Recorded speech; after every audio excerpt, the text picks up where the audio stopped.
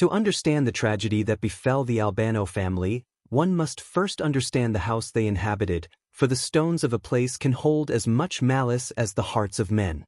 The Villa Albano was not a home, it was a statement. It stood upon a jagged ridge of limestone, a skeletal finger of rock that pointed accusingly at the leaden sky, its foundations sunk deep into the stubborn Sicilian earth as if it had drawn some essential nourishment from the very bedrock of sorrow and strife.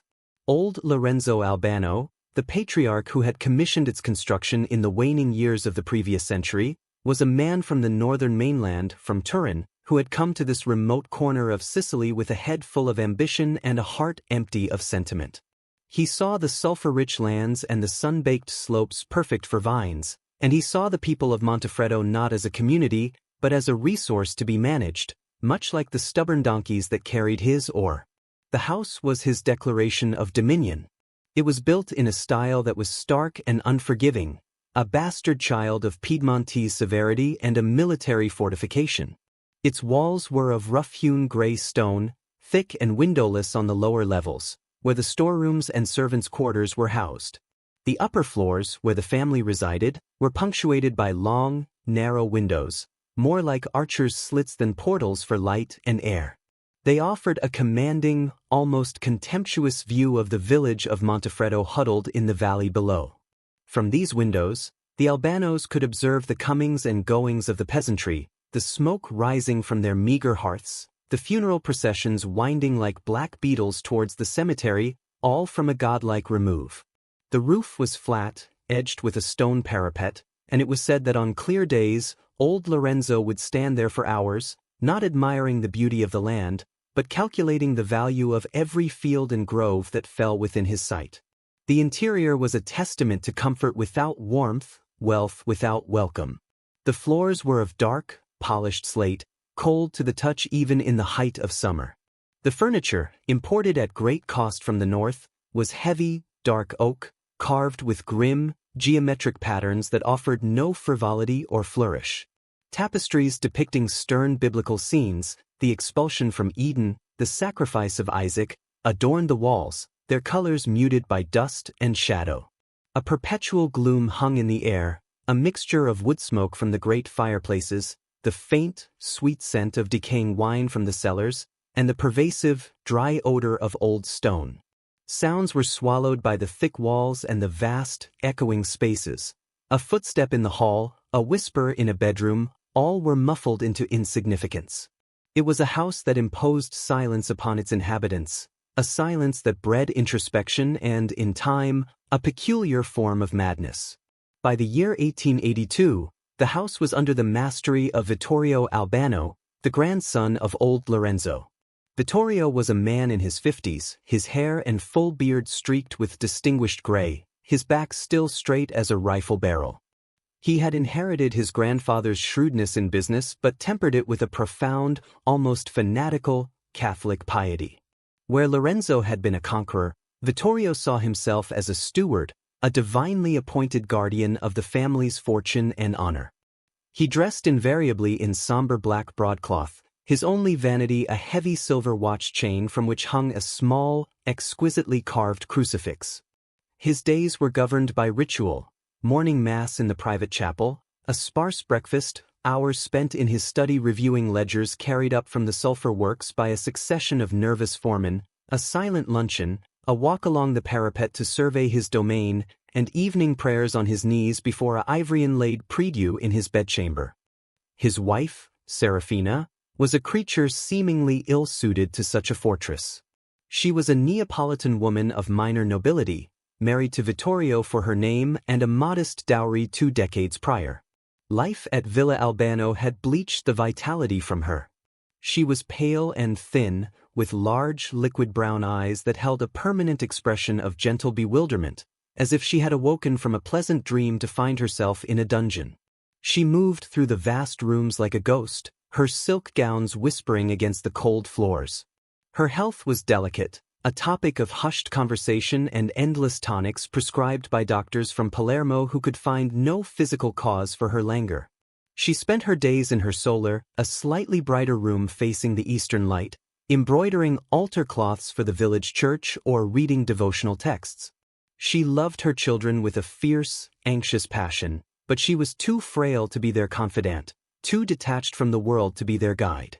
She was a canary in a coal mine, the first to feel the poison in the air, her fragile constitution a barometer for the misfortune that would eventually suffocate them all. The children of the house were 3, and they had grown like plants in a cellar, straining for the light. The eldest was Matteo, 22 years of age, who possessed his father's stern features but none of his acumen. Matteo was solid, dutiful, and unimaginative. He understood the workings of the estate, the rhythms of planting and harvest, the management of men and beasts, but the larger concepts of commerce and strategy eluded him. He was a soldier without a war, waiting for a command. His brother, Luca, was 19, of a lighter, more artistic temperament.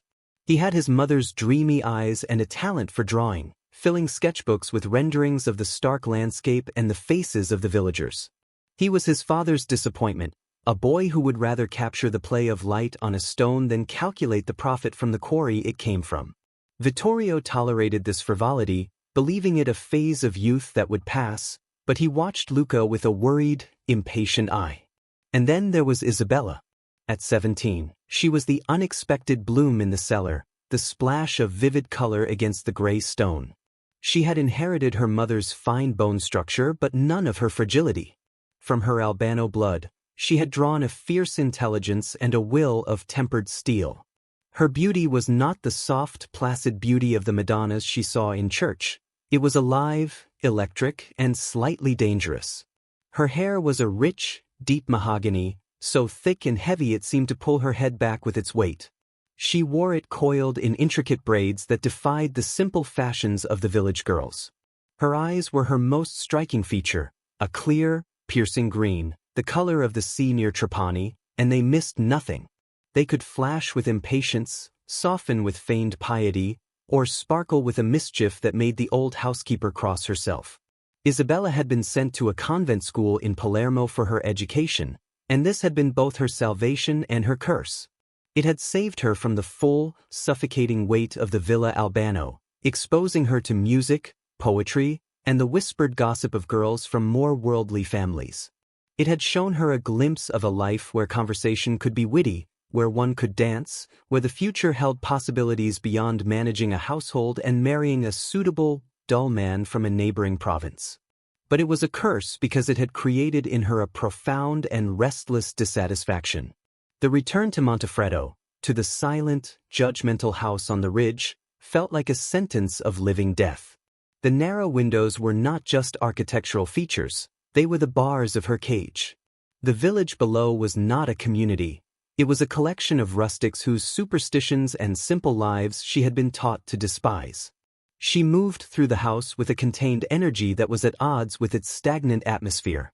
She would play the pianoforte in the music room with a passionate intensity that startled the silence, her fingers flying over the keys in a torrent of Beethoven and Chopin, the music crashing against the stone walls like waves against a cliff. She devoured the novels of Sir Walter Scott and the poetry of Leopardi that Luca managed to procure for her, her mind living in worlds of romance and high drama. She treated her mother with a gentle, pitying affection, her brothers with a teasing condescension that masked a deep loyalty, and her father with a respectful defiance that both irritated and intrigued him. Vittorio saw in Isabella a spirit that, if properly channeled, could make a brilliant marriage, elevating the Albano name to the highest echelons of Sicilian society. He did not see the rebellion simmering beneath the surface, the dangerous conviction that she was destined for a fate greater than being a bargaining chip in a commercial alliance. It was this Isabella, beautiful, intelligent, and burning with a suppressed desire for a life she could barely name, who looked down from the ridge upon the village of Montefreddo. She saw the smoke, the poverty, the simple, brutal cycle of life and death, and she felt nothing but a profound and arrogant sense of separation. She believed herself above it all, a creature of a different order. She did not know that the world she so casually dismissed, a world of ancient codes, of brutal honor, of shadows that moved with a purpose far older than her father's ledgers or her own romantic dreams, was watching her in return. And from the dark, narrow windows of the Villa Albano, her green eyes, bright with longing and disdain, were a beacon, a challenge, a provocation. The house held its breath, the stones themselves seeming to wait for the moment when the world outside would finally answer. The feast of Sant'Agata was the one day granted by the celestial authorities and the earthly ones when the grim mask of Montefreddo was permitted to slip. For a single, fleeting span of hours, the village was allowed to remember that it was composed of living souls with blood in their veins, and not merely of stones and sorrows. The celebration was a desperate, vibrant affair, a shout of color and noise in the face of the perpetual silence of the mountains. From the high windows of the Villa Albano, the scene in the piazza below appeared as a strange and feverish dream, a swarm of dark insects suddenly gifted with music and motion. It was on this day, the 5th of February in the year 1882, that Isabella Albano's fate, hitherto a matter of domestic speculation and paternal planning, began to weave itself into a darker and far more ancient tapestry. Permission for her to descend into the village had not been easily won. Vittorio Albano viewed the festival with deep suspicion, seeing in the unbridled emotions of the peasantry a potential for sin and disorder. It was Serafina, in a rare moment of assertive pleading, who had interceded. "Let the child have a glimpse of happiness, Vittorio," she had whispered, her thin hand resting on his sleeve. "She pines so in this house. A few hours with Luca to watch over her. What harm can come of it?" Vittorio, seeing the genuine worry in his wife's eyes and perhaps feeling the faintest prick of guilt for the gilded cage he maintained, had relented with a stern injunction. They were to be back at the villa before the Ave Maria bell, and Luca was not to let his sister out of his sight. And so, that afternoon, Isabella and her brother Luca made their way down the steep, winding path from the ridge. Isabella walked with a light, almost skipping step, her spirits lifting with every yard that separated her from the oppressive stone of her home. She was dressed with a careful, subdued elegance meant to signify her station without provoking her father's disapproval, a gown of deep burgundy wool, high-necked and long-sleeved, but cut by a Palermitan dressmaker to subtly accentuate her slender waist. A mantle of black velvet, edged with sable, was draped over her shoulders, and she held it closed with a hand sheathed in fine kid leather. On her head, a small, fashionable hat perched, adorned with a single, dark pheasant feather. She was a splash of rich, somber color against the drab browns and grays of the winter landscape. Luca, trailing a step behind, was her opposite in demeanor. At 19, he felt the weight of his responsibility acutely, his father's stern warning echoing in his ears. He was a gentle soul, more comfortable with a charcoal pencil than with the stern dictates of family honor.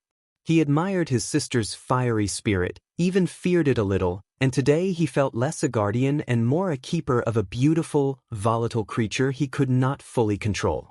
The piazza was a cacophony of life. The air, cold and sharp, was thick with the smells of roasting chestnuts and sweet vino cotto, of sizzling sausages and the faint, animal scent of the crowded, unwashed multitude. A makeshift band, an accordion, a couple of guitars, and a friscoletta, the high-pitched Sicilian flute, played a tarantella that was at once joyful and frantic, its rhythms pulsing through the very cobblestones underfoot. Children, their faces smeared with sugar, darted through the forest of adult legs. Old men, their faces like cracked leather, sat on benches, nodding to the music and sipping dark wine from clay cups. Women, their best black dresses adorned with what few bits of jewelry they possessed, gossiped in tight knots, their eyes missing nothing. Isabella drank it all in, her green eyes alight with a fascination that was not entirely kind. To her, it was a spectacle, a living pageant of the rustic life she had read about in novels. She felt a thrilling sense of condescension, of being both a part of and utterly apart from this vibrant, vulgar scene. Luca, ever the artist, saw the composition of it, the play of the weak winter light on the weathered faces, the dramatic shadows cast by the surrounding buildings, the stark contrast between the bright festival banners and the soot-stained stone of the church of Sant'Agata. They moved through the crowd, the villagers parting before them with a deference that was instinctive and ingrained. Murmured greetings of Signorina Albano, Don Luca, were offered with bowed heads. Isabella acknowledged them with a faint, regal nod, her gaze already searching for something, though she knew not what. They purchased hot chestnuts wrapped in a twist of paper from a vendor who refused their payment until Luca insisted. They paused to watch a puppet show, the clashing knights of the Opera dei Pupi, a violent, glittering drama under a small canopy. Isabella laughed, a sound like silver bells, at the plight of a captured Saracen, and the villagers nearby turned to look, startled by the unfamiliar music of her laughter in their midst. It was then, as her laughter faded, that she felt it. A presence. A specific, focused attention that was different from the general, furtive glances of the peasants. It was a gaze with weight and temperature, a beam of dark light falling upon her. She turned, slowly, her senses heightened. He was standing by the old public well, the stone rim of which was worn smooth by generations of hands. He stood apart from the flow of the crowd, an island of stillness in the chaotic sea. He was a tall man, broad-shouldered, and dressed entirely in black, a well-tailored coat of fine wool, trousers that were not the loose-fitting brag of the peasants, but sharply cut, and a waistcoat buttoned high. On his head was a wide-brimmed cupola, also black, pulled low so that it cast his upper face into shadow. But what she could see was enough: a strong, clean-shaven jaw, a mouth that was a firm, unsmiling line, and the unmistakable glint of eyes that were fixed unwaveringly on her. He did not move. He did not acknowledge her look with a nod or a smile. He simply observed, his hands clasped behind his back, his posture one of effortless, unquestioned authority. He was a man who was accustomed to being looked at, but not to being approached. The villagers, in their movements, gave the space around him a wide berth, as if an invisible fence had been erected. Their glances towards him were fleeting, filled with a mixture of respect and fear. They knew him, or they knew of him. Luca, following his sister's gaze, stiffened. "Isabella," he said, his voice low and urgent. "Don't look there." "Who is he?" Isabella asked, her voice barely a whisper, her own gaze still locked with the stranger's. She felt a flush rise on her neck, a quickening in her pulse that was part alarm, part something else entirely, a thrilling, dangerous curiosity. "That is Don Rafaele Silenzo," Luca murmured, leaning closer. "A man from the West. From Corleone, they say. A man of respect." He uttered the phrase, uomo di rispetto, with a weight that gave it a meaning far beyond its literal translation. It was a euphemism, a term that carried the chill of unspoken power, of secret tribunals and swift, brutal justice. It was the language used to describe those who operated in the shadows, who commanded not with land or titles, but with fear and a rigid, pitiless code. Isabella had heard such whispers, of course.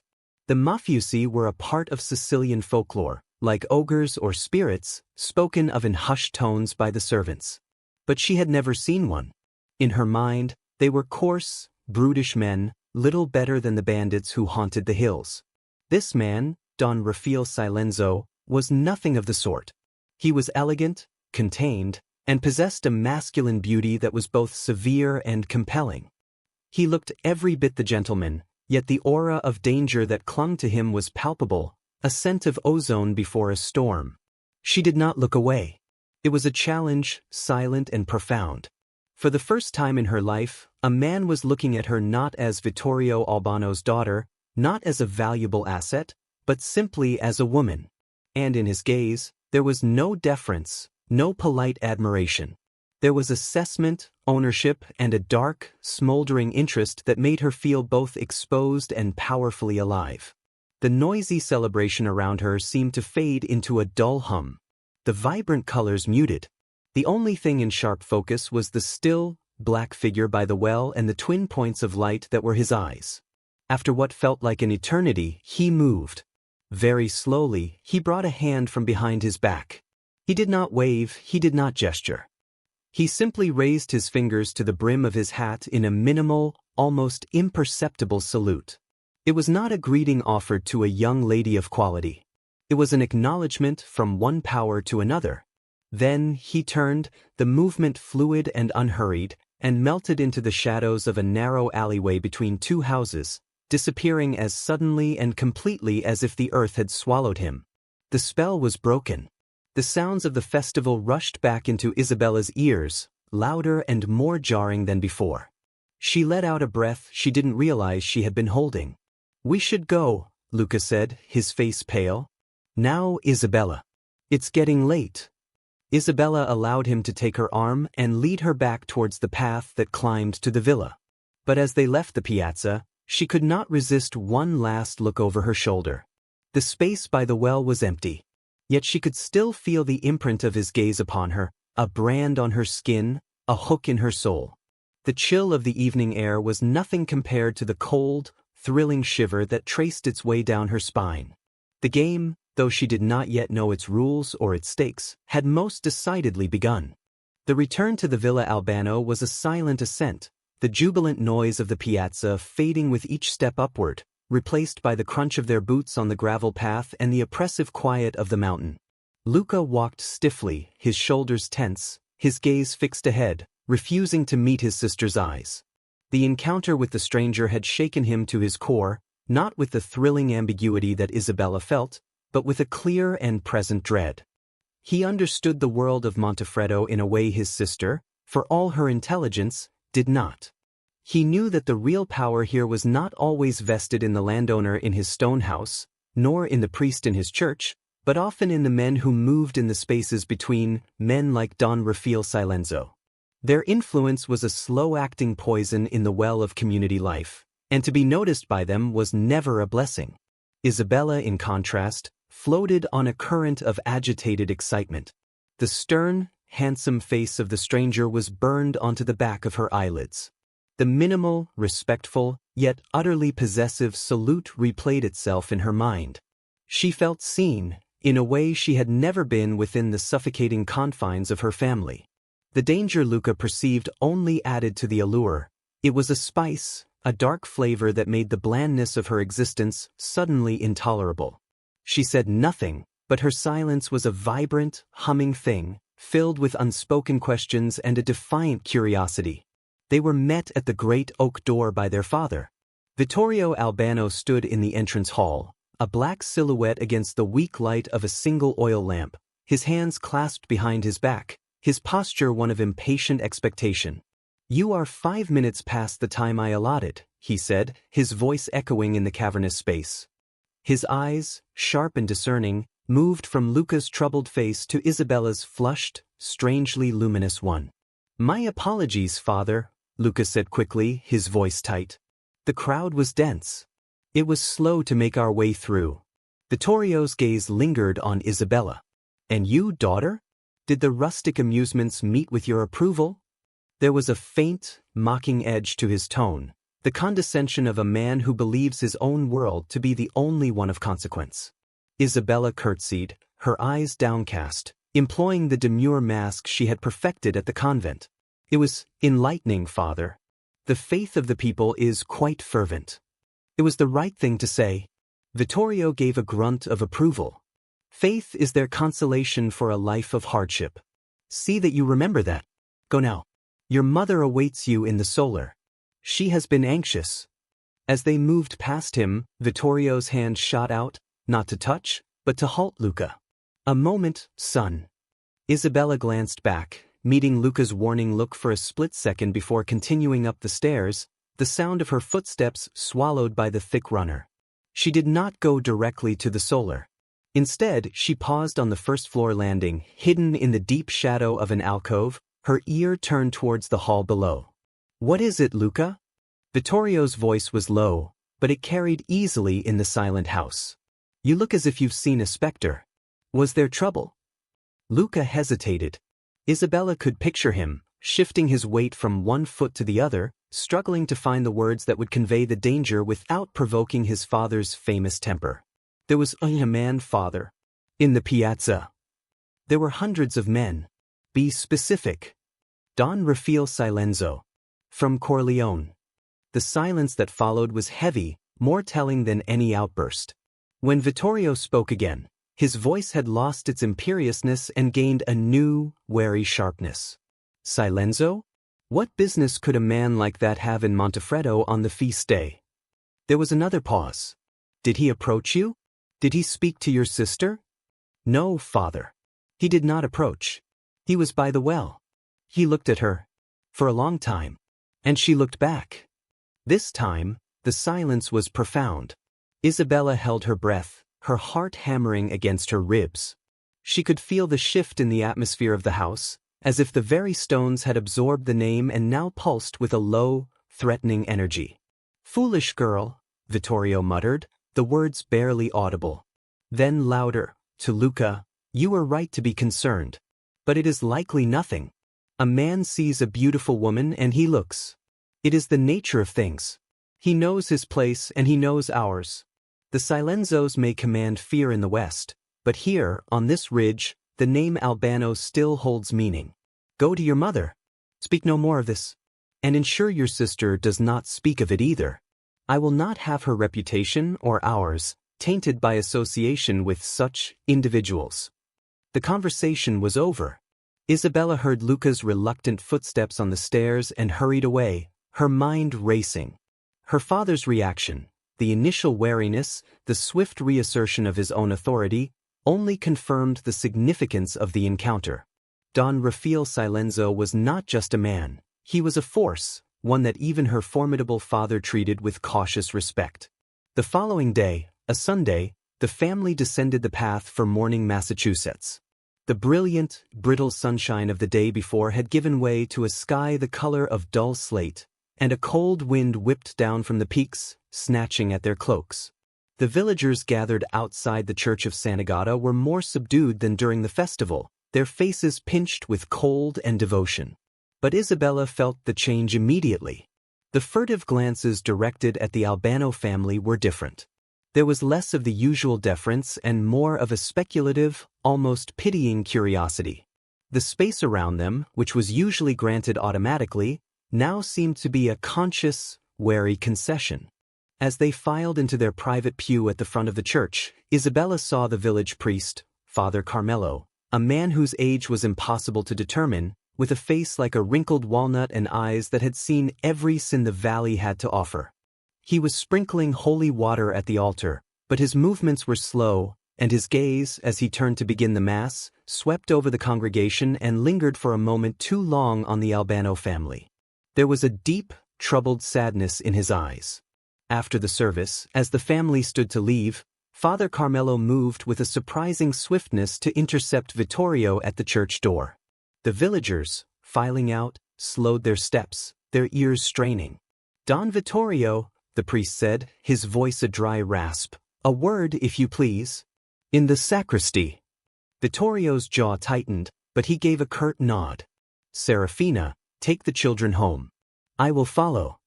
Isabella, walking back with her mother and brothers, felt a new chill that had nothing to do with the wind. The summons to the sacristy was not a social call. It was a council of war. In the small, dim room that smelled of incense, old wood and beeswax, Father Carmelo did not mince words. He poured 2 small glasses of a dark, rough local wine and pushed one towards Vittorio. The man your children saw yesterday, the priest began, without preamble. Silenzo. He is still here. He took a room at the inn. Vittorio took a sip of the wine, his expression unreadable. Montefreddo is a free town. Men may come and go as they please. Men like him do not come and go without purpose, Vittorio, Father Carmelo said, his tone weary. His purpose was in the piazza. It was your daughter. I have heard the talk. The way he looked at her, it was not the look of a passing admirer. It was the look of a man who has seen something he intends to possess.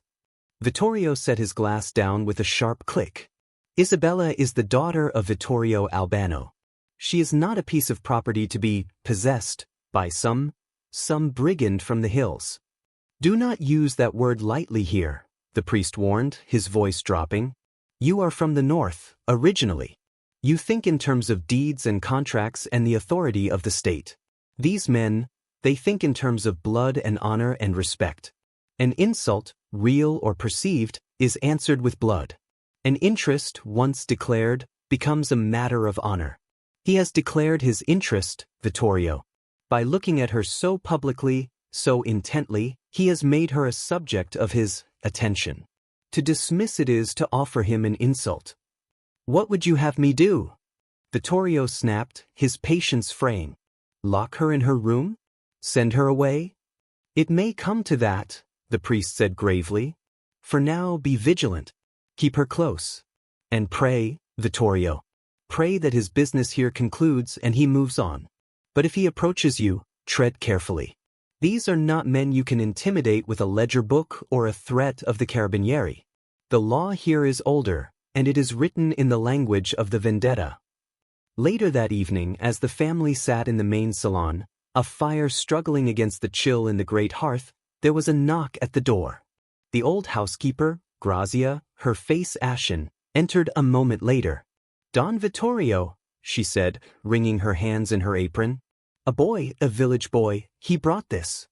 He said it was for the signorina. She held out a small, oblong box, crafted of polished rosewood and tied with a simple black ribbon. Vittorio stood, his face like thunder. From whom?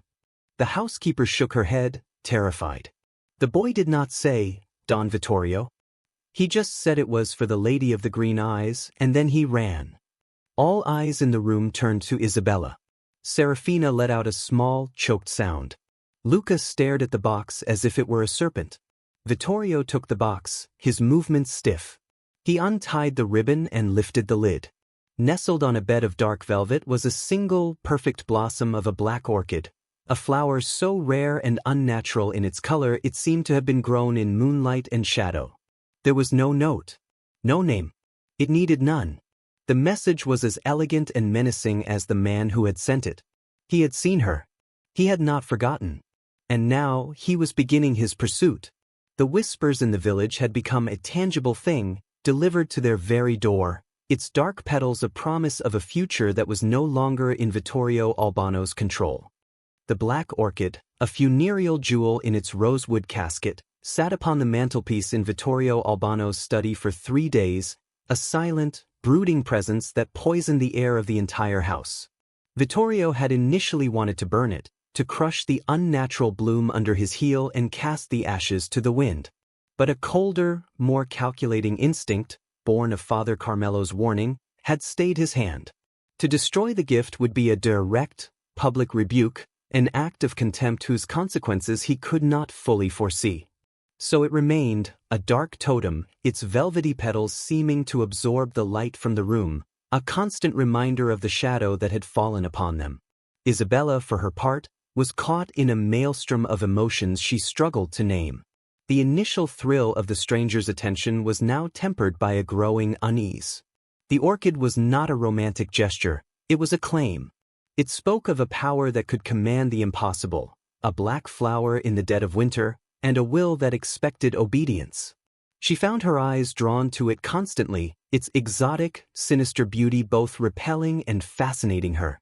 In the quiet of her bedchamber, she would recall the firm line of Don Silenzo's jaw, the unwavering intensity of his gaze, and a shiver, equal parts fear and a dark, curious excitement, would trace its way down her spine.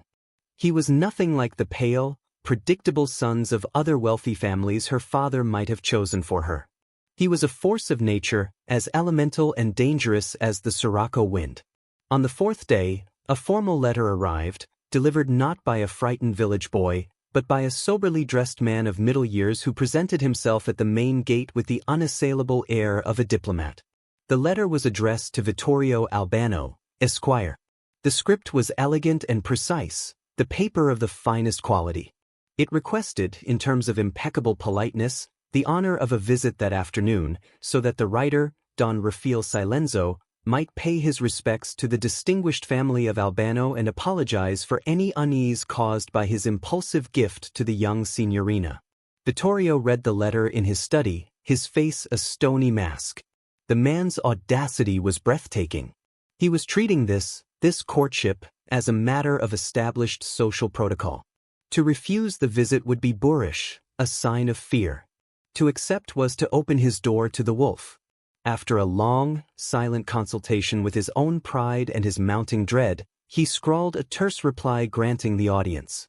The game, it seemed, was to be played on Silenzo's terms. That afternoon, the great house was prepared with a funereal solemnity. Serafina, fortified by smelling salts and a potent sense of foreboding, was arranged on a settee in the main salon, a lace shawl draped over her trembling shoulders. Luca and Matteo stood flanking their father's chair, their presence meant to signify a united front of masculine authority. Isabella was instructed to sit quietly by her mother, her eyes downcast, her role that of the passive, innocent object of this unwanted attention. Don Rafaele Silenzo arrived precisely on the stroke of 3. He was announced by a visibly trembling servant, and he entered the salon with a quiet authority that immediately commanded the space.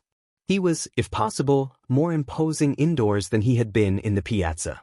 He wore a suit of dark charcoal gray, exquisitely tailored, with a black silk waistcoat and a cravat of a simpler, more severe style than the current fashion. He carried a silver-topped ebony cane, which he did not lean upon, but held as a symbol of office. He removed his hat, revealing thick dark hair swept back from a high forehead, and his eyes, now fully visible, were a deep, penetrating brown, holding an intelligence that was both sharp and utterly calm. "Don Vittorio," he said, his voice a low baritone that vibrated pleasantly in the hushed room. He gave a slight, correct bow. "Thank you for receiving me." He then turned his gaze to Serafina. "Signora Albano." Another bow, deeper this time, a gesture of respect for the matriarch. His eyes swept over the sons, acknowledging them with a minimal nod, before finally coming to rest on Isabella. He did not smile. He simply looked at her, and in that look was a possessiveness so complete it was like a physical touch. "Signorina Isabella," he said, and her name on his lips sounded like a secret vow. "Don Silenzo," Vittorio replied, his voice strained. "You are unexpected." He did not offer a chair. Silenzo seemed not to notice the breach of etiquette. "I understand my presence and my gift may have caused some consternation. For that, I offer my sincere apologies. It was not my intention to alarm.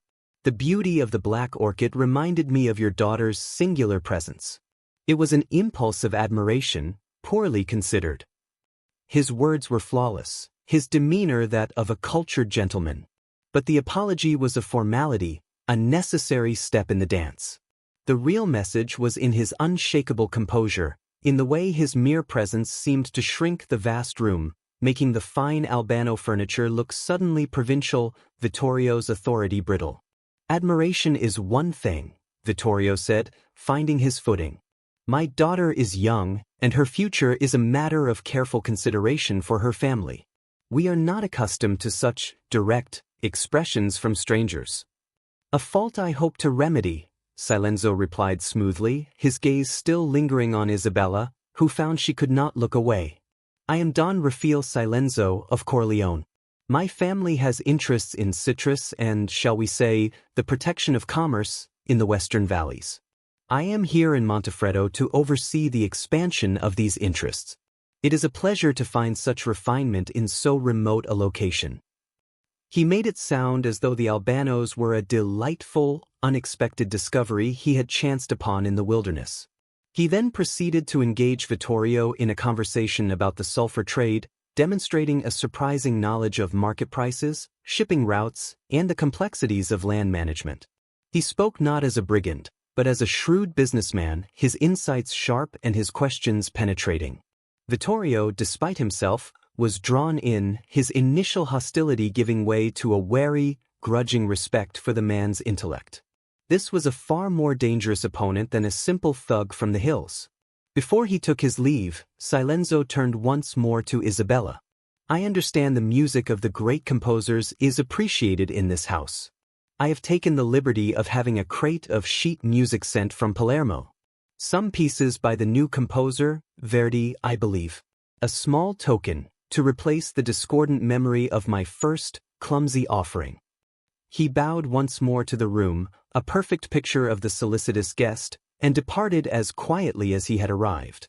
The crate arrived an hour later. It was not small. It contained a library of the latest compositions, beautifully bound, a treasure beyond price for a music-starved soul like Isabella. In the days and weeks that followed, the courtship of Don Rafaele Silenzo unfolded with a relentless, strategic patience.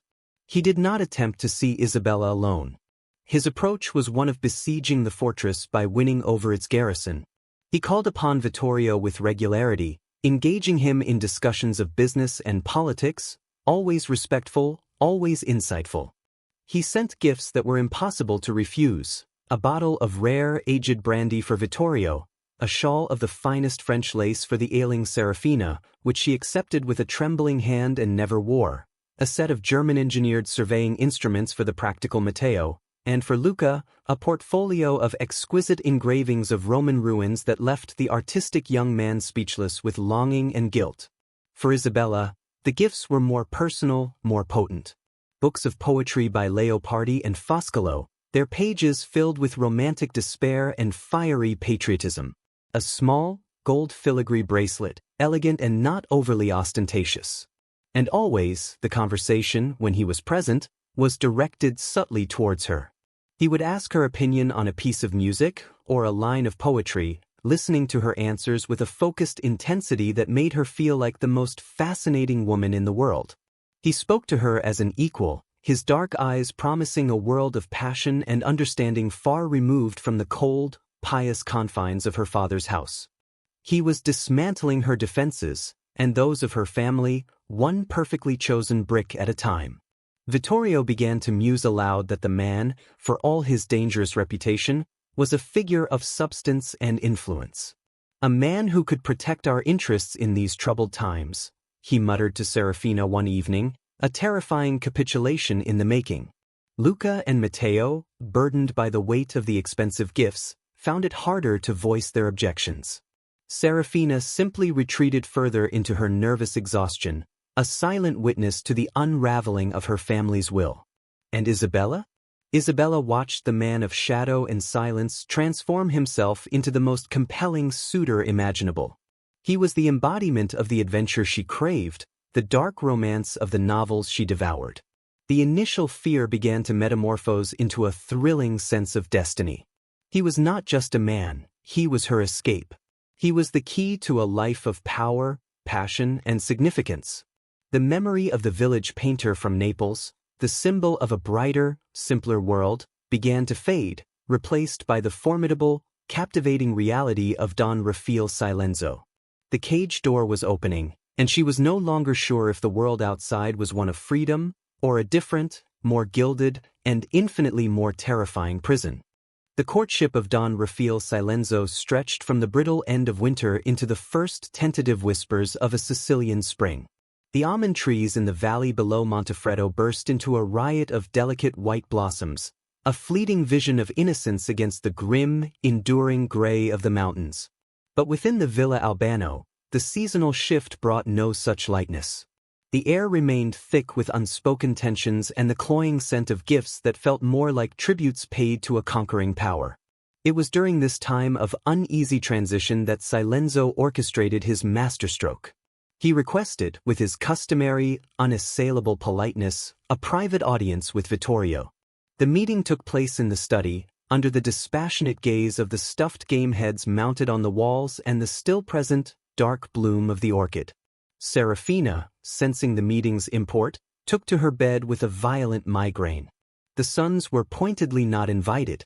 Isabella waited in the music room, her fingers resting uselessly on the keys of the pianoforte. The sheet music Silenzo had sent, a passionate, stormy nocturne, lay open, but the notes swam before her eyes. The silence from behind the heavy oak door of the study was a physical pressure in the house. She knew her fate was being decided in that room, not as a father's blessing for a daughter's happiness, but as a business negotiation, an alliance of power. The thought should have filled her with rebellion. Instead, a strange, numb acceptance had settled over her. The relentless, calculated charm of Don Silenzo, the gradual capitulation of her father, the sheer force of the man's will, had worn down her resistance like water on stone. He had become an inevitability. After an hour, the study door opened. Vittorio emerged first, his face a complex map of grim satisfaction and profound unease. He looked older, as if the conversation had cost him a piece of his own sovereignty. Behind him, Don Rafaele was as composed as ever, but a faint, triumphant light burned in the depths of his dark eyes. He caught sight of Isabella in the music room and, with a slight nod to Vittorio, moved towards her. Vittorio did not follow. He merely stood in the hallway, a sentinel at his own defeat, and watched. "Signorina Isabella," Silenzo said, his voice low and intimate in the quiet room. "I have spoken with your father. I have expressed to him the depth of my regard for you and my intentions, which are of the most honorable nature." Isabella's heart was a frantic bird beating against her ribs. She could not speak. She merely looked at him, her green eyes wide. "I have received his permission to ask you a question," he continued. He did not get down on one knee. Such a gesture of supplication was beneath him. He stood before her, a king claiming his queen. "The world I can offer you is not the confined existence of this valley. It is a world of respect, of power. You would want for nothing. Your every desire would be my command. I see in you not a decorative object, but a partner. A woman with a fire in her soul that matches my own." He paused, letting the words sink into the silence. "Isabella Albano, will you do me the honor of becoming my wife?" The question hung in the air, final and absolute. This was the moment her novels had described, the pinnacle of a young woman's life. Yet there were no violins, no declarations of undying love. There was only this formidable man, offering her a crown of shadows and a throne built on fear. She thought of the escape he represented, the end of the monotony, the beginning of a life that would be anything but dull.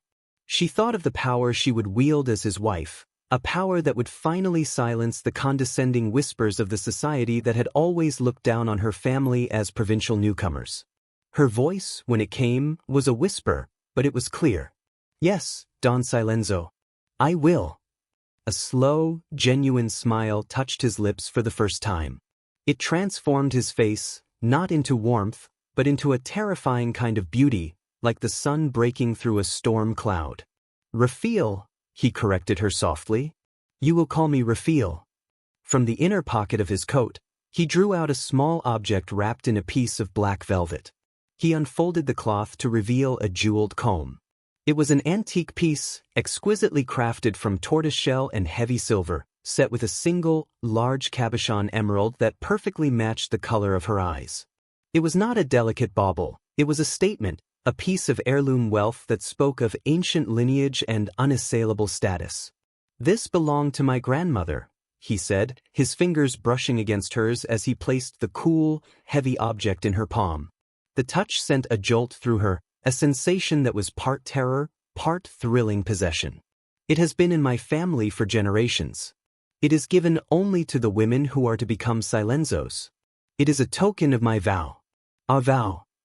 He took the comb from her and, with a surprising gentleness, tucked it into her hair, just above her temple. The weight of it was significant, a constant, cool reminder of the promise she had just made. The emerald glittered with a deep, internal fire. "There," he said, stepping back to admire the effect.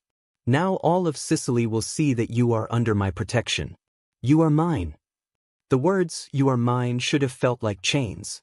In that moment, flushed with the intensity of the proposal and the weight of the ancient comb in her hair, they felt like a liberation. He had not spoken of love, but of possession and partnership. To Isabella, starved for agency and significance, it was enough. It was more than enough. He did not stay long after that. The formalities were observed. A glass of wine was drunk with Vittorio to seal the agreement. The betrothal was to be announced in a fortnight, at a gathering at the villa. As he took his leave, his hand rested on hers for a moment longer than was proper. "Until then, my Isabella," he murmured, and then he was gone, his presence leaving a vacuum in the house that was immediately filled with a buzzing, anxious energy. The news spread through the household like a fever. Serafina wept, though whether from joy or sorrow, it was impossible to tell. Matteo offered his gruff congratulations, his practical mind already calculating the benefits of the alliance. Luca said nothing, his face pale, his eyes filled with a brother's helpless dread. He found Isabella later, standing on the parapet, the evening wind tugging at her shawl. "Isabella," he began, his voice strained. "Are you certain? This man or his world?" She turned to him, the emerald in her hair catching the last of the twilight, glowing with a baleful light. "His world is real, Luca. Not like this museum of silence and duty. He sees me for what I am. He offers me a life, not an existence." "But at what cost?" Luca pleaded. "Do you know what they say of him?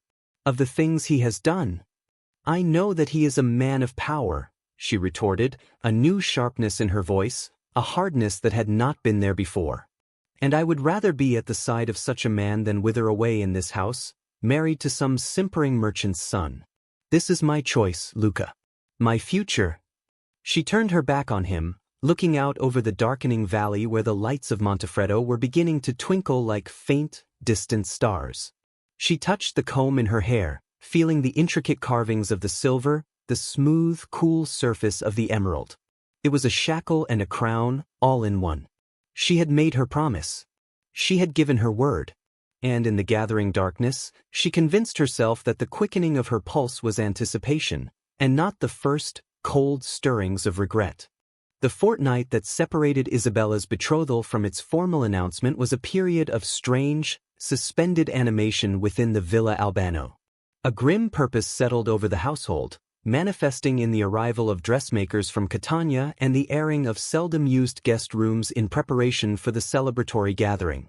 Vittorio moved through these preparations with a rigid jaw, his initial misgivings buried beneath a mountain of pragmatic acceptance. The alliance with Silenzo, however distasteful its origins, was a formidable one. Serafina seemed to retreat further into a world of her own, her fragile health cited as the reason for her prolonged absences from family meals. The house felt like a ship being readied for a voyage into uncharted, stormy waters, its crew obedient but filled with a silent dread. For Isabella, these days were a whirlwind of conflicting emotions. The heavy emerald comb became a permanent fixture in her hair, its weight a constant, physical reminder of her new status. She would catch her reflection in the dark, polished surface of a windowpane and see a stranger, a woman of dramatic beauty and impending power, the future Signora Silenzo. She practiced the name in whispers, tasting its sharp, authoritative syllables. Yet, in the quiet solitude of her chamber, when the comb was removed and laid upon her dressing table, a sliver of doubt would sometimes pierce her resolve. The memory of Raphael's possessive gaze, the finality in his voice when he had said, "You are mine," would send an unwelcome chill through her. Was she trading one gilded cage for another, merely of a different design? It was during this tense interlude that a new element was introduced into the stifling atmosphere of the villa, one as bright and fleeting as a sunbeam piercing a dungeon. Vittorio, in a continued effort to legitimize his family's standing and perhaps to provide a final, respectable polish to his daughter before her marriage, had commissioned a portrait of Isabella. The artist, he decided, would not be some local dauber, but a young man of talent from the mainland, highly recommended by a business associate in Naples. His name was Alessio Conti. He arrived in Montefreddo on a morning when the spring sun had finally found its strength, bathing the grim valley in a soft, golden light.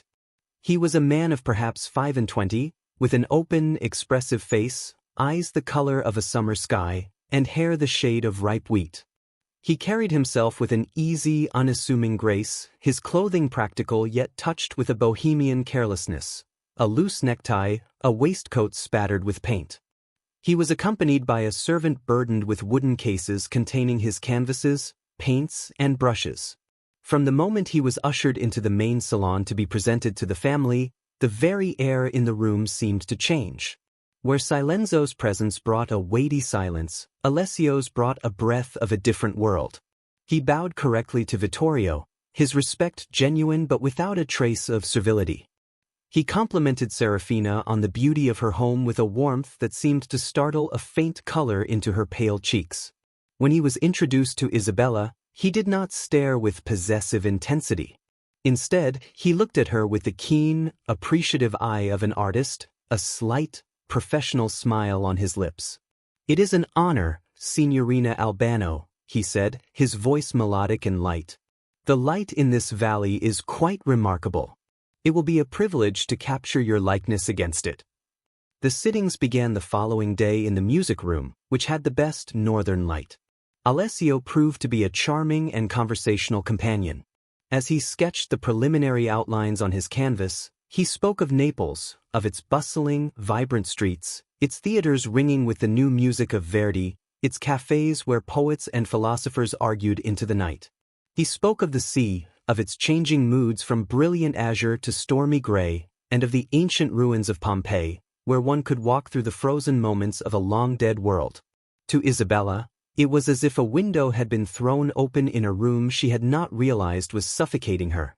His words painted pictures of a life that was colorful, intellectual, and free. It was a world of art and ideas, not of sulfur quotas and codes of silent honor.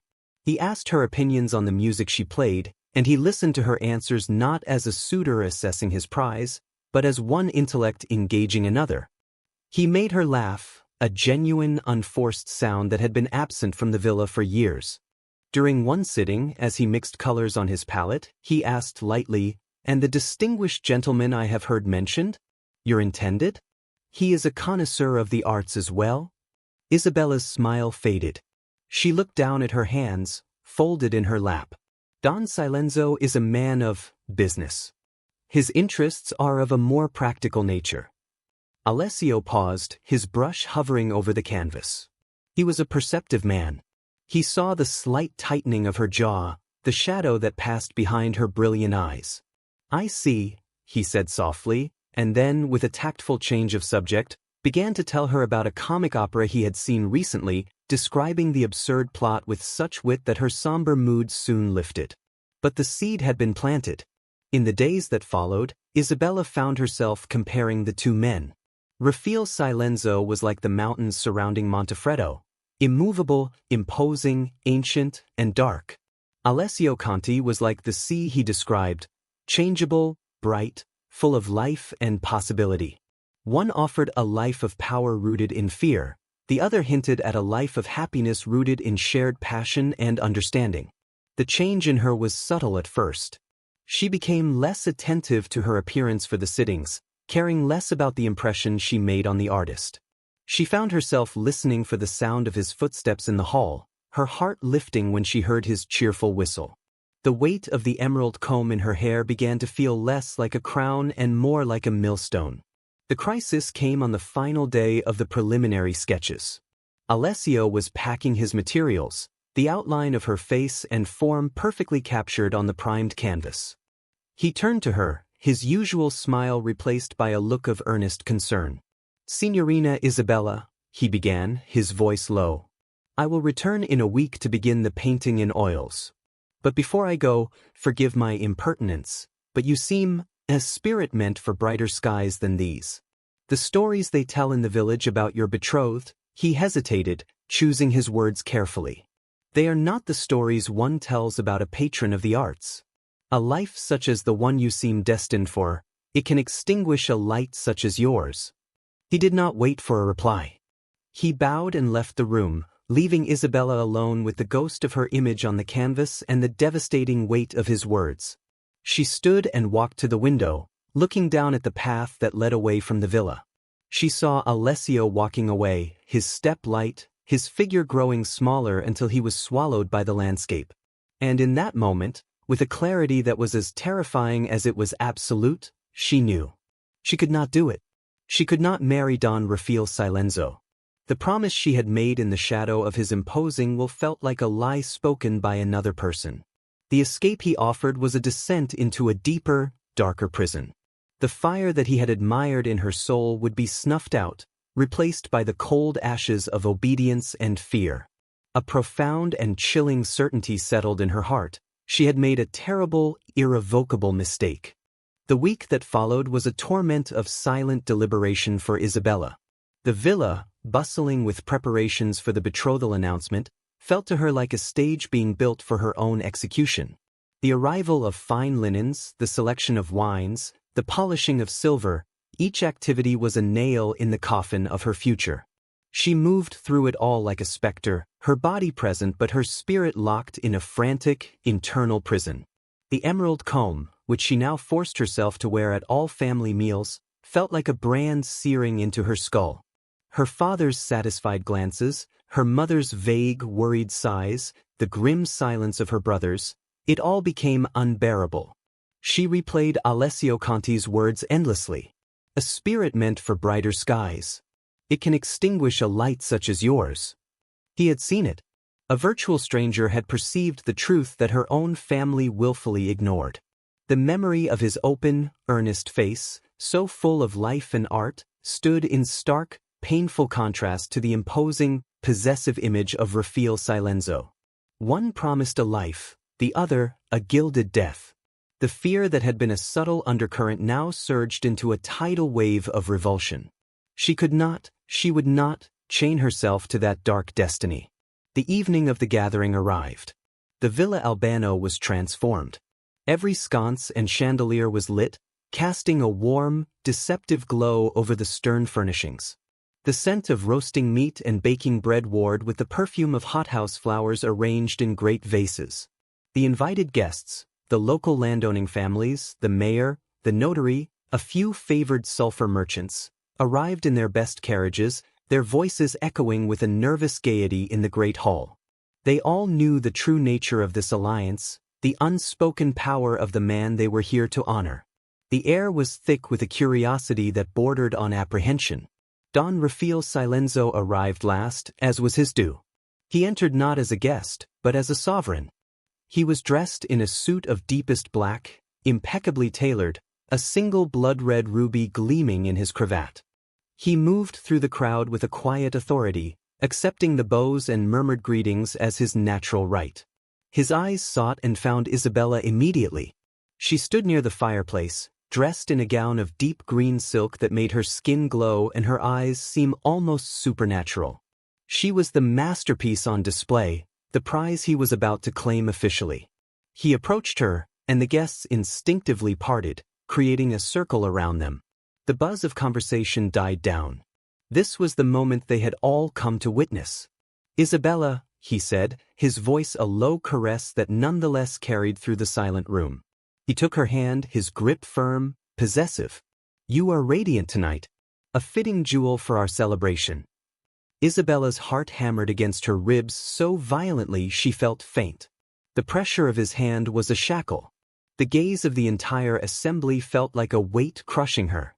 This was her last chance. Her only chance. She saw her father, Vittorio, standing nearby, a glass of wine in his hand, a satisfied smile playing on his lips. She saw Luca, his face pale and tense, looking at her with desperate, pleading eyes. She saw the expectant, eager faces of the guests, waiting for the formal announcement that would bind the Albano fortune to the Silenzo power. Vittorio cleared his throat, ready to speak, to seal the pact. But Isabella spoke first. She pulled her hand from Rafael's grasp as if his touch were fire. The movement was sharp, sudden, and utterly shocking in the hushed room. A collective, sharp intake of breath echoed around them. "No," she said. The word was not loud, but in the profound silence, it was as sharp and final as the crack of a pistol shot. Vittorio's smile vanished, replaced by a look of stunned disbelief. "Isabella," he began, his voice a warning growl. She ignored him. Her entire being was focused on the man before her. All the fear, the doubt, the revulsion, coalesced into a cold, defiant courage. She looked directly into Don Rafaele Silenzo's eyes, and for the first time, she saw a flicker of emotion other than calm assurance. It was a spark of surprise, quickly extinguished, but followed by a glacial coldness that was more terrifying than any anger. "I said no," she repeated, her voice gaining strength, ringing clear in the great hall. "I will not. I cannot." She reached up, her fingers fumbling for a moment with the clasp of the heavy comb. She wrenched it from her hair, tearing a few strands in the process. She held it out to him, the magnificent emerald catching the light, winking mockingly. "I take back my promise," she declared, her words falling like stones into the frozen silence. "I will not be your wife. I will not be a brigand's bride. a ornament for a man who commands through fear. You may have my father's permission, but you will never have me. The gasp that went through the room was audible. Women brought their hands to their mouths. Men stared, aghast. To publicly refuse any suitor was a scandal. To refuse a man like Don Rafaele Silenzo in such a manner, with such insulting language, was not just a scandal, it was an act of social and mortal recklessness. Vittorio took a step forward, his face a mask of purple fury and sheer terror. Isabella, be silent. You do not know what you are saying. But it was too late. The words were spoken. The insult was delivered, publicly, deliberately, and with brutal finality. Don Rafaele Silenzo had not moved. He stood perfectly still, his face an expressionless mask of stone. Only his eyes were alive, and in their dark depths, a storm was gathering.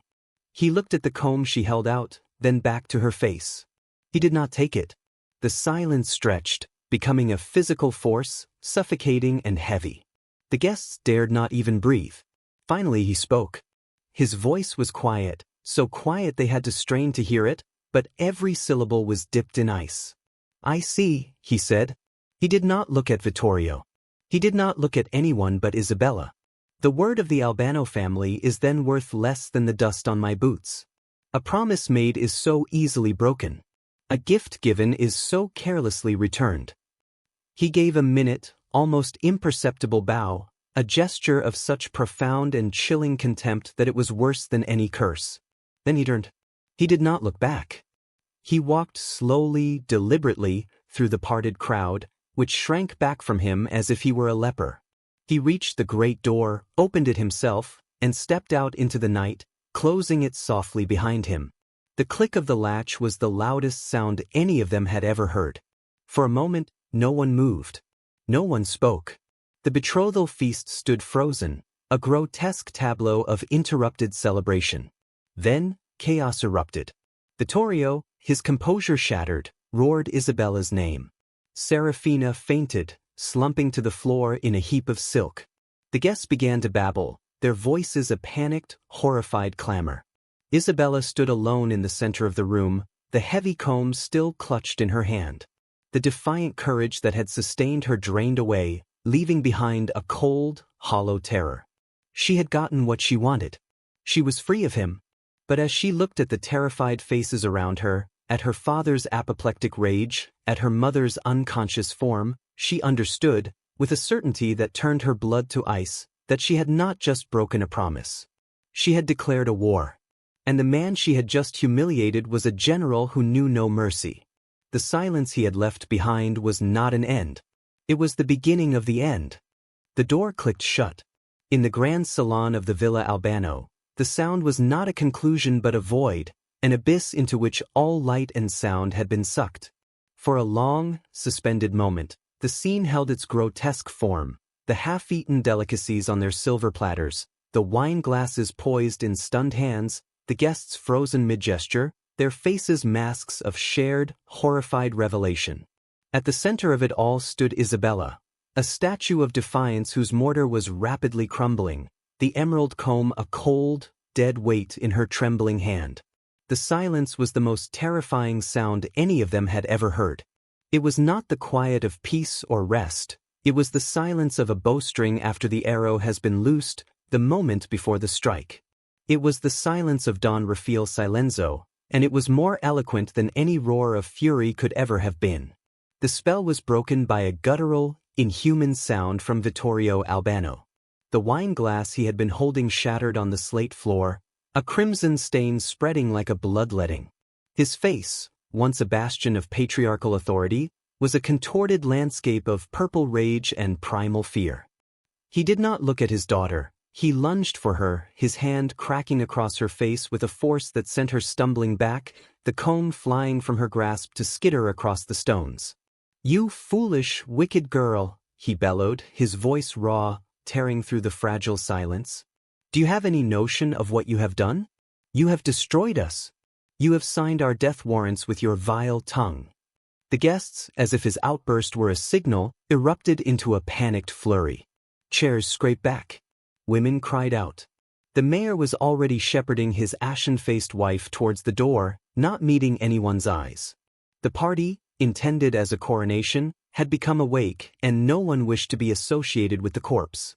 They fled, a torrent of black coats and rustling silk, their hurried, whispered excuses. The shock, poor Serafina, we must give them privacy, a transparent veneer over their sheer, self-preserving terror.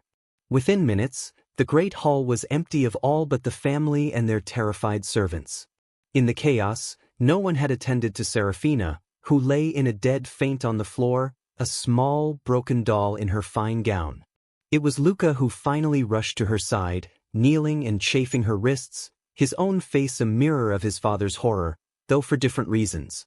Matteo stood rooted to the spot, his practical mind utterly unable to process this cataclysm that could not be solved by ledger books or crop rotation. Isabella clutched her stinging cheek, the physical pain nothing compared to the cold dread solidifying in her gut. Her father's words echoed in the suddenly vast and empty room.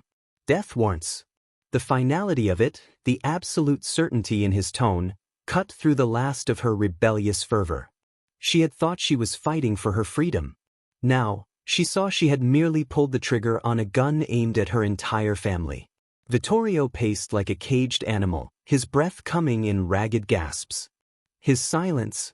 Dio mio, his silence. You think a man like that is wounded? You think he slinks away to lick his pride? He is deciding. He is weighing the method, the moment, the magnitude of the response. An insult shouted in anger can be answered. An insult delivered with such cold, public calculation, that requires an answer written in blood. He stopped his pacing and rounded on Isabella, his finger jabbing towards her. You are no longer my daughter. You are a curse upon this house. From this moment, you will not set foot outside these walls. You will not speak unless spoken to. You are a prisoner here, and God help us all, this house may well become our shared tomb. He turned and stormed from the room, his footsteps echoing like doom knells down the corridor towards his study, where, they all knew, he would pour a glass of brandy not in celebration, but in a futile attempt to drown the terror. The following day, a Sunday, the Albano family did not descend to Massachusetts. The empty pew at the front of the Church of Sant'Agata was a louder proclamation than any town crier. The villagers, who had already heard a dozen whispered, exaggerated accounts of the events, prayed with a renewed, desperate fervor. They knew a storm was coming, and in a valley like theirs, it was the humble crops that were flattened when the giants clashed. Father Carmelo, after the service, climbed the path to the villa alone. He was admitted, his face graver than ever. He found Vittorio in his study, staring out the window at the ridge, a half-empty bottle of brandy on the desk beside him. There is talk, Vittorio, the priest said without greeting. There is always talk, Vittorio replied, his voice hollow. This is different. Silenzo has not left Montefreddo. He remains at the inn. He receives men. Quiet men, who arrive at night and depart before dawn. He has made no move. He says nothing. The whole village holds its breath. What would you have me do, Padre? Vittorio snapped, turning bloodshot eyes on the priest. Go to him? Apologize for my daughter? Offer him money? You know as well as I do that there is no price for the insult she offered. It is a debt that can only be settled one way. Father Carmelo sighed, a sound of infinite sorrow. I can offer you the church's protection. I can speak to him, act as an intermediary. And what will you say? Vittorio interrupted, a bitter laugh escaping him. That the girl was hysterical? That she is simple? He is not a fool. He saw the truth in her eyes. It was calculated. It was deliberate. There is no intermediary for a wound like that. There is only the knife or the fire. Down the hall, in the music room, Isabella stood at the same narrow window. She looked down at the village, but her gaze was drawn to the inn, a nondescript building at the edge of the piazza. She could feel his presence there, a dark star exerting its gravitational pull on their lives. The silence from that building was a physical pressure, a weight crushing the air from her lungs. She had wanted to be seen as a woman of power and agency. Now, she was the central figure in a tragedy whose final act was being written in the quiet deliberation of a man she had utterly underestimated. The freedom she had grasped for felt like a handful of ashes. The silence stretched, hour into hour, day into day, each moment of quiet normalcy a fresh torment, a drawn-out prelude to a violence they all knew was inevitable. The house on the ridge was no longer a home or a fortress. It was a cage, and they were all waiting for the hunter to come and claim his prey. The silence stretched for a week. 7 days of oppressive, unbroken quiet from the village below, and from the man who held their fates in his hands. Within the Villa Albano, life had shrunk to a hushed, fearful parody of its former self. The grand rooms, once symbols of power and prosperity, now felt like the antechambers of a tomb. Conversations were held in whispers, if they were held at all. Footsteps were muffled by a pervasive dread.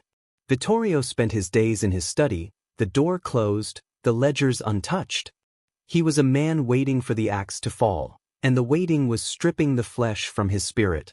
Serafina took to her bed permanently, her delicate constitution finally shattered by the shock, her waking hours filled with quiet, helpless weeping.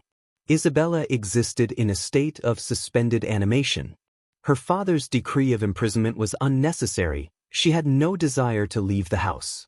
The defiance that had animated her was gone, replaced by a gnawing, cold fear that coiled in her stomach. She would spend hours sitting in the music room, her hands idle on the keys, the sheet music from Alessio Conti a painful reminder of the bright, impossible future she had fantasized about. The emerald comb lay on her dressing table where it had fallen, a malevolent artifact she could not bring herself to touch or put away. It was a symbol of the promise she had broken, the catalyst for the doom that now hung over them. It was Matteo, the pragmatic son, who first broke the morbid rhythm of their vigil. On the 8th morning, as a gray, listless dawn bled over the mountains, he announced his intention to ride down to the lower pastures to check on the herd of prized white cattle, a source of both prestige and income for the family. It was a gesture of normalcy, a stubborn assertion that life and business must go on. Vittorio offered no objection, merely waving a dismissive hand from behind his desk. Luca, sensing his brother's need for companionship, or perhaps his own need to escape the suffocating atmosphere of the house, offered to join him. The two brothers rode out just after sunrise. The air was cold and still, the only sound the crunch of their horses' hooves on the frost-rimed path and the mournful cry of a lone hawk circling high above. They spoke little, the weight of the unsaid pressing down on them as heavily as the leaden sky. As they descended from the ridge, the lower pastures came into view, a swath of pale green nestled in the crook of the valley. It was Luca who saw it first. He reined in his horse, his body going rigid. "Matteo," he said, his voice a strangled whisper. Matteo followed his brother's gaze. At first, he saw nothing amiss. The herd was there, a scattering of white dots against the green. Then, his eyes, sharper and more accustomed to the details of the land, registered the wrongness. The dots were not moving. They were not grazing. They were still. Too still. They urged their horses into a gallop, a sense of cold dread lending urgency to their movements. As they drew closer, the scene resolved itself into a tableau of grotesque horror. The entire herd, over 30 head of magnificent cattle, lay dead in the pasture. They had not fallen to disease, their bodies were not bloated or contorted in illness. They had been slaughtered. Systematically. Brutally. Each animal had had its throat cut with a single, efficient slash, so deep that in many cases the head was nearly severed. The rich, dark earth of the pasture was churned into a sticky, crimson mud, the metallic smell of blood hanging thick and cloying in the morning air. Flies, unnaturally active for the season, had already begun their grisly work, their buzzing a low, hellish drone. Matteo dismounted, his legs unsteady. He walked numbly through the carnage, his boots sinking into the blood-soaked ground. The silence of the pasture was deafening, broken only by the buzzing and the ragged sound of his own breathing. These were not just livestock, they were the product of generations of careful breeding, a symbol of the Albano wealth and their connection to the land. Their destruction was not merely an economic blow, it was a desecration. Luca remained on his horse, his face as white as the hides of the dead beasts. His artist's eye, which usually sought beauty, was now forced to record every detail of the atrocity. It was he who saw it, the final, deliberate touch. He pointed a trembling finger towards the main gate of the pasture, a wrought iron structure that led onto the road to the village. Nailed to the center of the iron gate, its dark fur matted with blood, was the head of the great white breeding bull, Donato, the pride of the Albano herd. His magnificent, curving horns were intact, but his eyes were wide and milky in death. And carved crudely, deeply into the weathered wood of the gatepost just beside the grisly trophy, was a symbol. A single, stark, five-fingered hand, rendered in pitch-black tar. The mano nera. The black hand. It was not just a signature. It was a statement. It was a message written in blood and terror, a message that every Sicilian, from the poorest peasant to the richest landowner, understood in their bones. It meant that the honored society had passed judgment. It meant that the debt of honor was being called in. It meant that the silence was over and the war had begun. Matteo stumbled back to his horse, vomiting into the bloodied grass. Luca could only stare, frozen by a terror so profound it felt like ice in his veins. The omen was clear. The animals were first. They were a demonstration of power, a proof of the killer's ability to move unseen and strike with impunity. They were a warning of what was to come. The Albano family, like their prized cattle, were now just livestock marked for slaughter. The brothers rode back to the villa at a breakneck pace, their fear lending wings to their horses. They burst into the study, their clothes spattered with mud and their faces etched with horror. They stammered out their story to their father, the words tumbling over one another. Vittorio listened in silence, his face hardening into a mask of grim resignation. He did not rage. He did not cry out. He simply walked to the window and looked down towards the valley, towards the unseen pasture and its field of death. "So," he said, his voice flat and dead, "it begins. The first move has been made. He has shown us his hand." He turned to look at his sons, and then his gaze found Isabella, who had come to the study door, drawn by the commotion. His eyes held no anger now, only a bottomless, weary despair. "He has drawn his line in blood," Vittorio whispered. "There will be no negotiation. No forgiveness. We are the cattle in his pasture now. And he is merely deciding the order in which we are to be butchered." The discovery of the slaughtered herd acted as a violent shock to Vittorio Albano's system, jolting him from his stupor of dread into a feverish, desperate activity. The grim resignation that had settled upon him was burned away by a resurgence of his innate pride and a fierce, paternal instinct to protect his own. He was, after all, a man of substance, a landowner who had dealt with brigands, corrupt officials, and the vicissitudes of fortune. He would not simply wait in his stone house to be slaughtered like one of his own steers. The mano nera was a powerful symbol, but Vittorio still believed, with the stubborn arrogance of his class, in the power of law, ledger, and legitimate authority. His first act was to dispatch Matteo to the local barracks of the Carabinieri Reali, the Royal Gendarmerie stationed in the slightly larger town of Santa Lucia, a 2-hour ride away. Matteo carried a letter, written in Vittorio's most imperious hand, detailing the destruction of property worth thousands of lire and the clear, terrorist threat made against his family. He demanded immediate protection and a full investigation. Matteo returned that evening, dust-covered and deflated. The captain, a man from the north with a waxed mustache and a condescending manner, had been politely dismissive.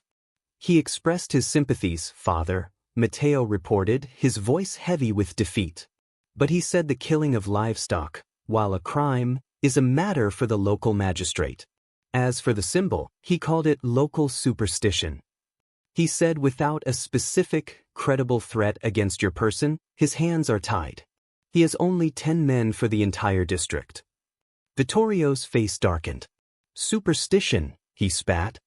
"He calls the carving on my gatepost superstition while my animals lie dead. Did you tell him the name Silenzo?"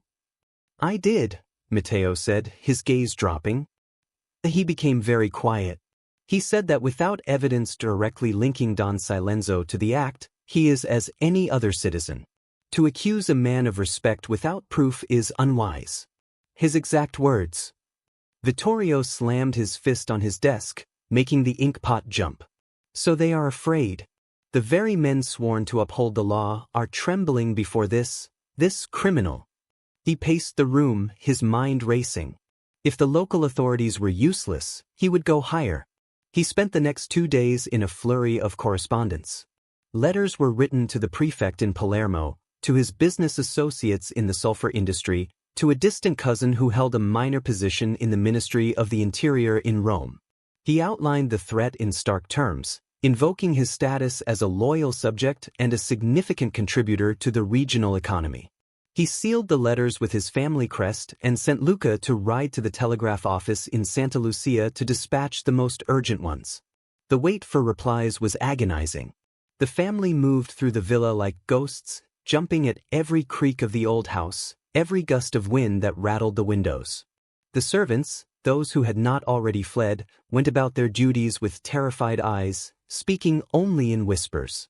The world outside the ridge had become a hostile territory. No one from the village came to call. No deliveries were made. They were utterly isolated. The replies, when they trickled in, were a masterclass in bureaucratic evasion. The prefect's office expressed grave concern and promised to look into the matter. The business associates sent condolences and vague offers of support, but cautioned against antagonizing certain elements. The letter from Rome was the final, crushing blow. Vittorio's cousin wrote that the situation was regrettable, but ultimately a local matter, and advised prudence and a peaceful resolution through the proper local channels. The unspoken message was clear. The official state, with all its might, would not, or could not, intervene in a conflict governed by the older, savage laws of omerta and vendetta. It was Father Carmelo, making another somber visit, who finally articulated the truth Vittorio could no longer avoid. The old priest found him in his study, surrounded by the useless, polite letters, his head in his hands. "Vittorio," the priest said softly, "you are beating your fists against a mountain. The law you invoke is written on paper. The law that governs this land is written in the hearts of these people. It is a law of silence and blood. By going to the Carabinieri, by sending telegrams to Palermo, you have made it worse." Vittorio looked up, his eyes red-rimmed and desperate. "What would you have me do, Padre? Kneel before him? Beg for mercy?"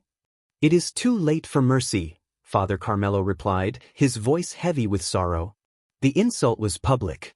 Your response, appealing to the state, was a second, perhaps greater insult. You have tried to use a foreign power against him.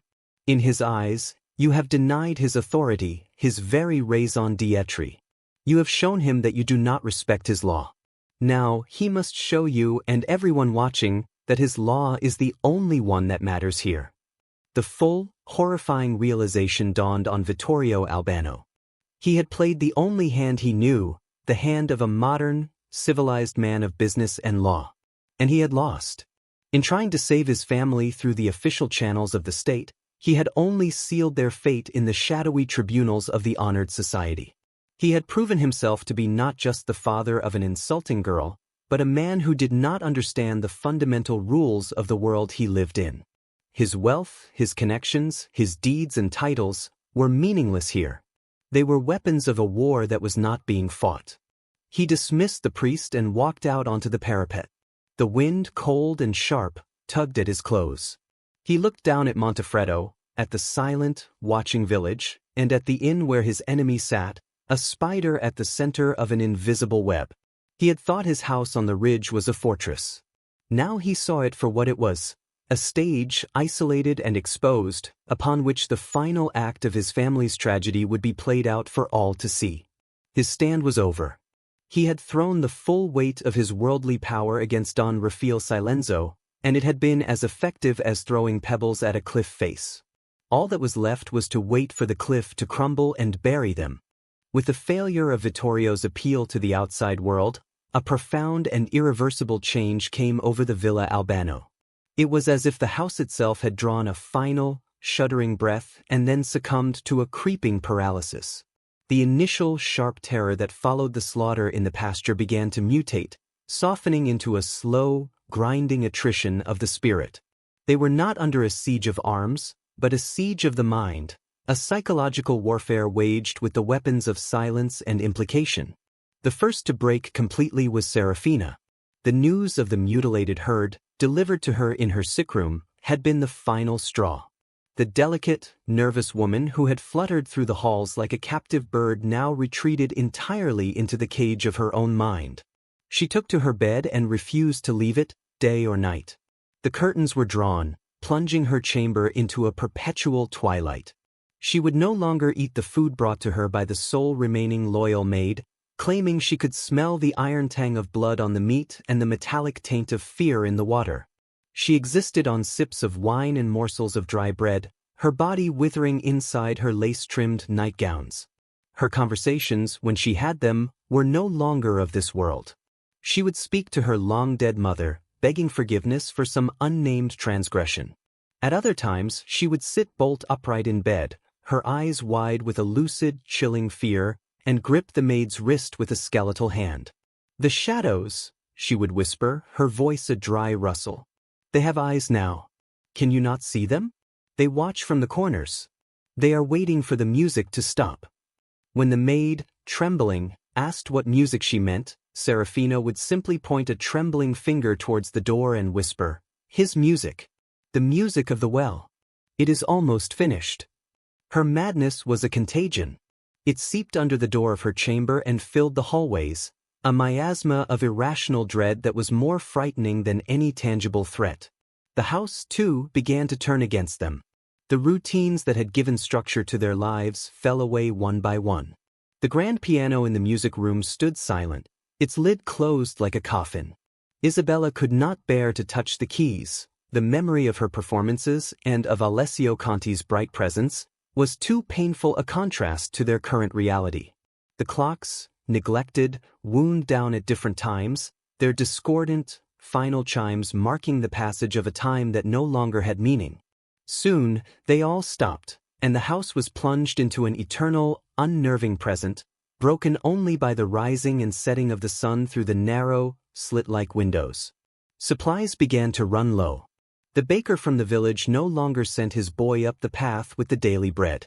The butcher delivered no meat. Vittorio sent Matteo with a purse of silver to the village market, but he returned with it still full, his face grim. The shopkeepers had refused his money, their eyes darting nervously past him to the street beyond. They offered mumbled excuses, supply problems, illness, but the truth was plain. An embargo had been declared. The Albano name was now poison.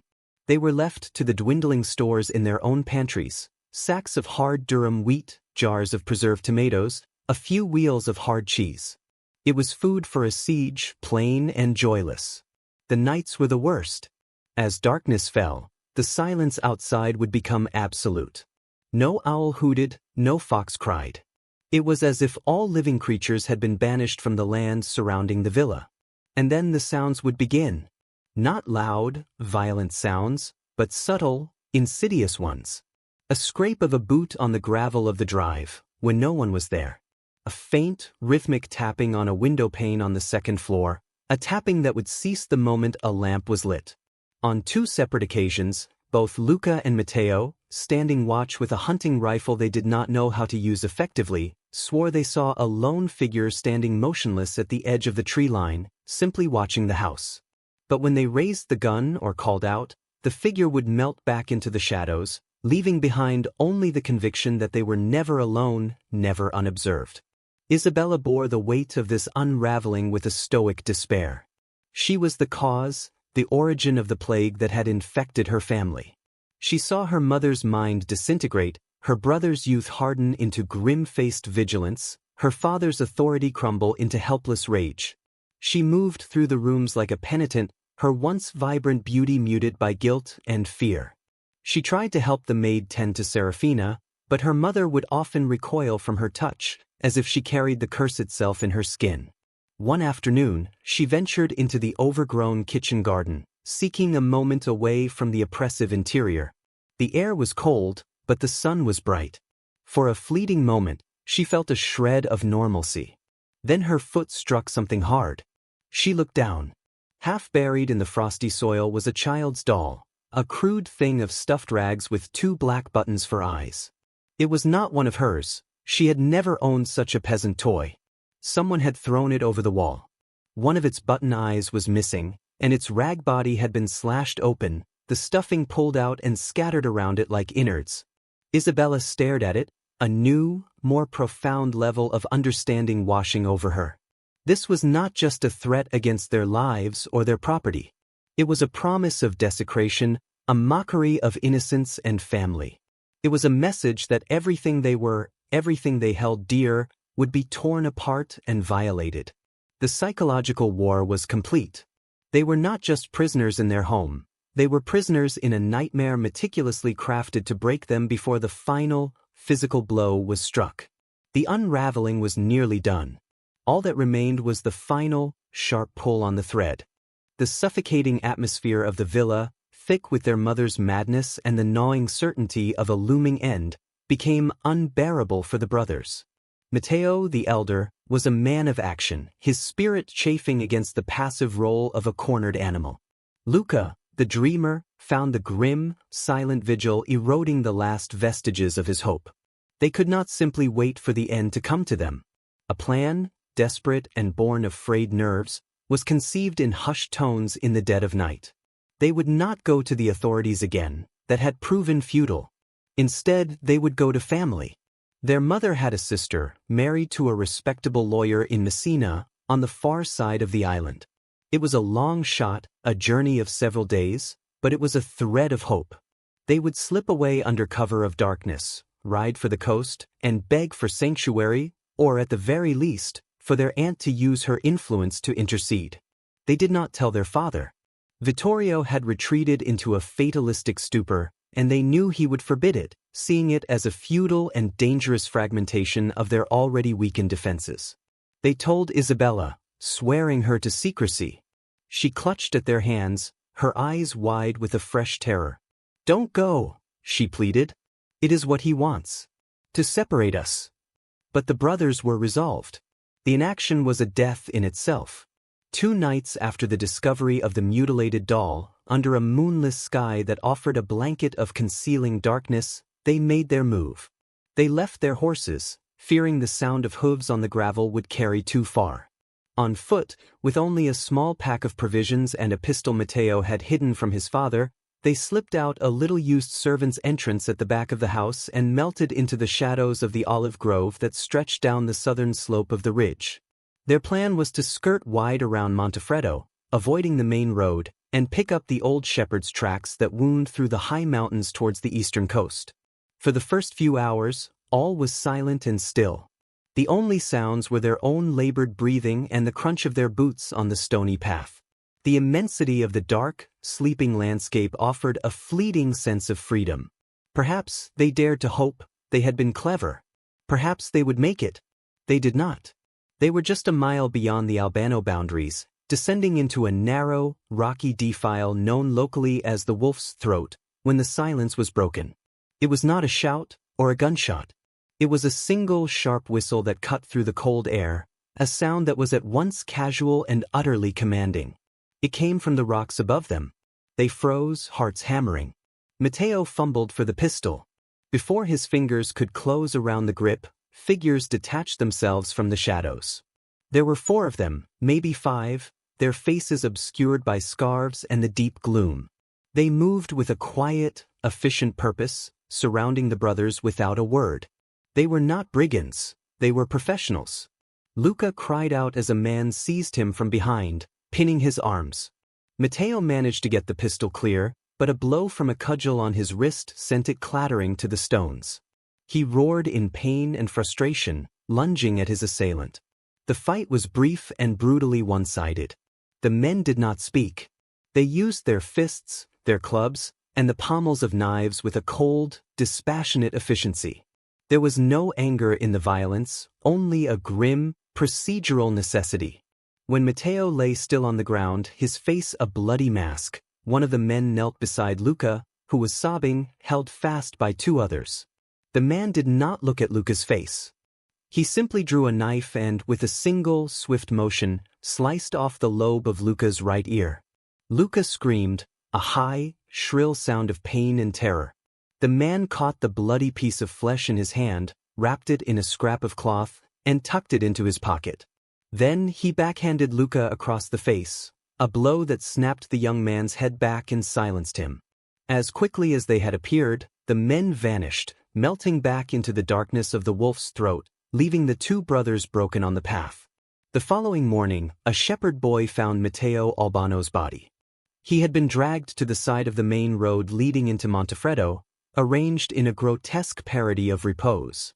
His wounds were terrible, but the cause of death was a single, clean knife thrust to the heart. It was a message, left in a public place for all to see.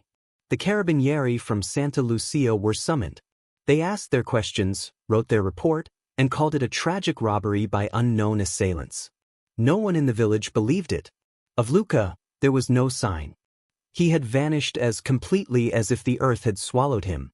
His sketchbook, a few charcoals, and a spare shirt remained in his room in the villa, mute testaments to his absence. There were no ransom demands, no boasts, no clues. His disappearance was a different kind of violence, a lingering, open wound. Was he dead in a ditch somewhere, his body food for wild dogs? Or was he being kept alive, a prisoner, a final piece of unresolved torment for his family? The not knowing was its own exquisite torture. The news was brought to Vittorio Albano by the ashen-faced village priest. Vittorio received it in his study, standing by the cold fireplace. He did not cry out. He did not collapse. He simply stood there, his body rigid, as Father Carmelo told him of Matteo's brutal end and Luca's mysterious disappearance. When the priest finished, Vittorio nodded once, slowly. So, he said, his voice a dry, hollow rasp. One is taken. One is withheld. He turned and looked out the window, towards the ridge where his sons had ventured forth with their desperate hope. The house of Albano is now a house of ghosts. He did not speak of revenge or justice. Those concepts had died with his sons on the mountain path. There was only the bleak, unchanging reality of the debt, and the certainty that more payment would soon be demanded. The return of Matteo's broken body and the echoing absence of Luca marked the final transformation of the Villa Albano. It was no longer a home, nor a fortress, nor even a prison. It became a tomb for the living, a great, stone sepulchre perched on the ridge, its inhabitants entombed within its cold, silent heart. The world outside its walls ceased to exist, or rather, it existed only as a hostile landscape from which death had already come and would surely come again. Vittorio Albano was a man utterly undone. The news of his son's fate had not broken him, it had petrified him. He moved through the house like an automaton, his eyes vacant, his movements slow and deliberate. He gave no more orders, offered no comfort, made no plans. He would sit for hours in his study, staring at the wall, the ledger books before him now meaningless hieroglyphics from a lost civilization. The authority that had once radiated from him had dissipated, leaving behind only the hollow shell of a patriarch. He was a king whose kingdom had been reduced to a few echoing rooms, his subjects a madwoman, a guilt-ridden daughter, and a handful of terrified servants who were too frightened of the world outside to flee. Isabella and the one remaining maid, a stout, loyal woman named Agata, undertook the grim task of tending to Serafina. The mistress of the house had retreated so far into her delirium that she no longer recognized them. She spoke in a continuous, low murmur to phantoms, her conversations a tangled web of childhood memories, religious fragments, and terrified references to the men with quiet feet and the music from the well. She would no longer take solid food. They could only get her to sip a little water or wine, and her body, already frail, began to waste away to a frightening degree, the bones sharp and prominent beneath her translucent skin. Her chambers smelled of sickness, old lavender, and despair. The practicalities of life became a daily struggle. The pantry, once a testament to the family's wealth, was now a place of dwindling hope. The sacks of grain were nearly half empty. The jars of preserved tomatoes were counted and recounted. The cheese had hardened into inedible stone. Agata, her face perpetually creased with worry, would try to concoct thin, tasteless soups from the remnants, but even these were becoming scarce. They were slowly, inexorably, being starved into submission. Water was drawn with trepidation from the deep, cold well in the courtyard, each lowering of the bucket a tense moment, as if they expected to find something foul and bloody coiled within the dark water. The nights were an eternity of dread.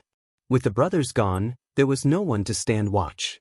The hunting rifle leaned unused in a corner of the hall, a symbol of their helplessness. They barred the doors and shutters as best they could, but the house was old and full of sounds. Every moan of the wind through a crack became a sigh of lamentation. Every scuttling of a mouse in the wainscoting was the whisper of an approaching footstep. Isabella, lying awake in her bed, would listen to the silence, a silence that was now a palpable, listening presence. She was sure she could hear breathing outside her door, a soft, patient exhalation that would stop the moment she held her own breath. Days bled into one another, indistinguishable in their monotony of fear and decay. The only marker of time was the worsening condition of Serafina. One evening, as Isabella sat by her mother's bedside, trying to spoon a few drops of water between her parched lips, Serafina's eyes suddenly fluttered open. They were preternaturally clear, the feverish haze gone, replaced by a lucid, heartbreaking calm. She focused on Isabella, and for a moment, she was her mother again. "Isabella," she whispered, her voice a faint rustle. "My beautiful, foolish girl." There was no accusation in her tone, only a bottomless sorrow. "The light is almost gone. Can you not feel it? The house is growing cold." She reached out a skeletal hand and touched Isabella's cheek. Her fingers were like ice. "He is not coming for us, you know," she said, her gaze drifting towards the shuttered window. "Not with fire and noise. That is not his way. He is simply waiting for us to stop. He is waiting for the last ember to go out." She gave a small, tired sigh, a sound of finality. "It is so quiet now. The music has stopped." Her hand fell back onto the coverlet. She closed her eyes and did not speak again. She slipped into a deep, unresponsive sleep from which she did not awaken. By the following dawn, Serafina Albano was dead. She had not been murdered by a knife or a club. She had been killed by the siege itself, her fragile spirit finally crushed by the relentless, silent pressure. She was the first of the Albano blood to fall within the walls of the villa, a casualty of a war fought with shadows and silence. Her death was a confirmation that the siege was working. The fortress was falling from within. And outside, in the watching darkness, the besieger waited, patient as stone, for the final collapse. The death of Serafina Albano was not an event, it was a deepening of the silence. There were no tears, no wails of grief. The house absorbed the news with the same grim acceptance with which it absorbed the cold and the dark. Agata, the maid, crossed herself and wept quiet, hopeless tears as she and Isabella washed the frail, emaciated body. They dressed her in the finest of her unused gowns, a pale blue silk that she had worn only once years ago, and which now hung on her skeletal frame like a shroud on a sapling. They laid her out on her bed, her hands folded over the small, silver crucifix she had always kept by her bedside. In the profound quiet of the chamber, she looked like a carving on a medieval tomb, a lady of stone finally at peace from the world's cruelties. Vittorio was informed. He came to the doorway of the room, stood there for a long moment looking at his wife's body, then turned and walked away without a word. His face was a mask of such profound, weathered sorrow that it seemed no human emotion could ever find purchase there again. He retreated to his study and closed the door. It was Agata, her simple faith a stark contrast to the spiritual desolation around her, who insisted. "We cannot let her go to God without the last rites, Signorina," she whispered to Isabella, her voice trembling. "It is a sin. Her soul." She could not finish, but her meaning was clear. Even in this house of the damned, a thread to heaven must be sought. Isabella, numb with a grief that felt like a physical weight, knew she was right. She penned a brief, stark note. "Father Carmelo, my mother is dead. We beg you to come." She gave it to Agata, who, with a courage born of devotion, slipped out of the servants' entrance and made the terrified journey down the path to the village alone. Miraculously, the priest came. He arrived as evening began to bleed the color from the sky, a solitary figure in black climbing the path, a small, worn leather bag containing the oils and sacraments in his hand. He was admitted into the funereal silence of the hall. He looked older, as if the valley's sorrow had aged him prematurely. He administered the last rites to Serafina in her chamber, his Latin prayers a soft, rhythmic chant that seemed to push back the oppressive stillness for a fleeting moment. He anointed her forehead and hands with the holy oil, the smell of chrism a sudden, clean fragrance in the room of decay. When he was finished, he turned to Isabella. "Your father?" he asked, his voice gentle. Isabella merely nodded towards the study. Father Carmelo found Vittorio not at his desk, but on his knees before the cold, empty fireplace. He was not praying. He was simply kneeling, his shoulders slumped, his head bowed as if under an immense, invisible burden. "Vittorio," the priest said softly. Vittorio did not look up. "She is gone, Padre. I know. I have given her God's peace." A harsh, dry sound escaped Vittorio's throat, something between a laugh and a sob. "Peace? Is there such a thing? Or is it just a quieter kind of torment?" "God's mercy is infinite," Father Carmelo replied, though the words sounded hollow even to him in that room. Vittorio slowly, stiffly, raised his head. His eyes were red-rimmed, but dry. They held a terrible, lucid clarity. "Mercy? We are past mercy. We are in the realm of justice now. A justice I brought upon us." He shifted, turning to look at the priest, his confession beginning not as a plea for absolution, but as a final, stark accounting. "My pride, Carmelo. That was the root of it. Old Lorenzo's pride, passed down to me. I built this house, this fortune, and I looked down from this ridge and I saw a world I could control. I saw my children as assets, their marriages as alliances. I saw Isabella's spirit, her fire, and I thought only of how it could be bartered for greater influence." He let out a long, shuddering breath. "When Silenzo looked at her, I was wary, yes. But a part of me was flattered. That a man of his stature would want my daughter. I saw the power in it. I saw the protection it could buy. I ignored the warnings. I dismissed the whispers. I thought the rules of their world were beneath the rules of mine, the rules of commerce and civilization." His hands, clenched on his knees, were white-knuckled. "I gave her to him, not in so many words, but with my silence, with my acceptance of his courtship. I fed her to the wolf because I admired the wolf's strength. And when she, alone among us, found the courage to defy that wolf, what did I do? I raged at her. I, who had been too blind and too proud to see the danger. And then, like a fool, I tried to fight the wolf with the weapons of the sheepfold, letters, telegrams, the carabinieri. I provoked him further. I showed him that I did not understand the first thing about the world I live in." He looked directly at the priest, his gaze stripped bare of all pretense. "I am the author of this, Carmelo. The slaughter of my livestock, the murder of my son, the disappearance of my other boy, the death of my wife, it all rests on my shoulders. My pride built this house, and my pride has filled it with the dead." Father Carmelo listened in silence, his heart aching with the weight of the truth in Vittorio's words.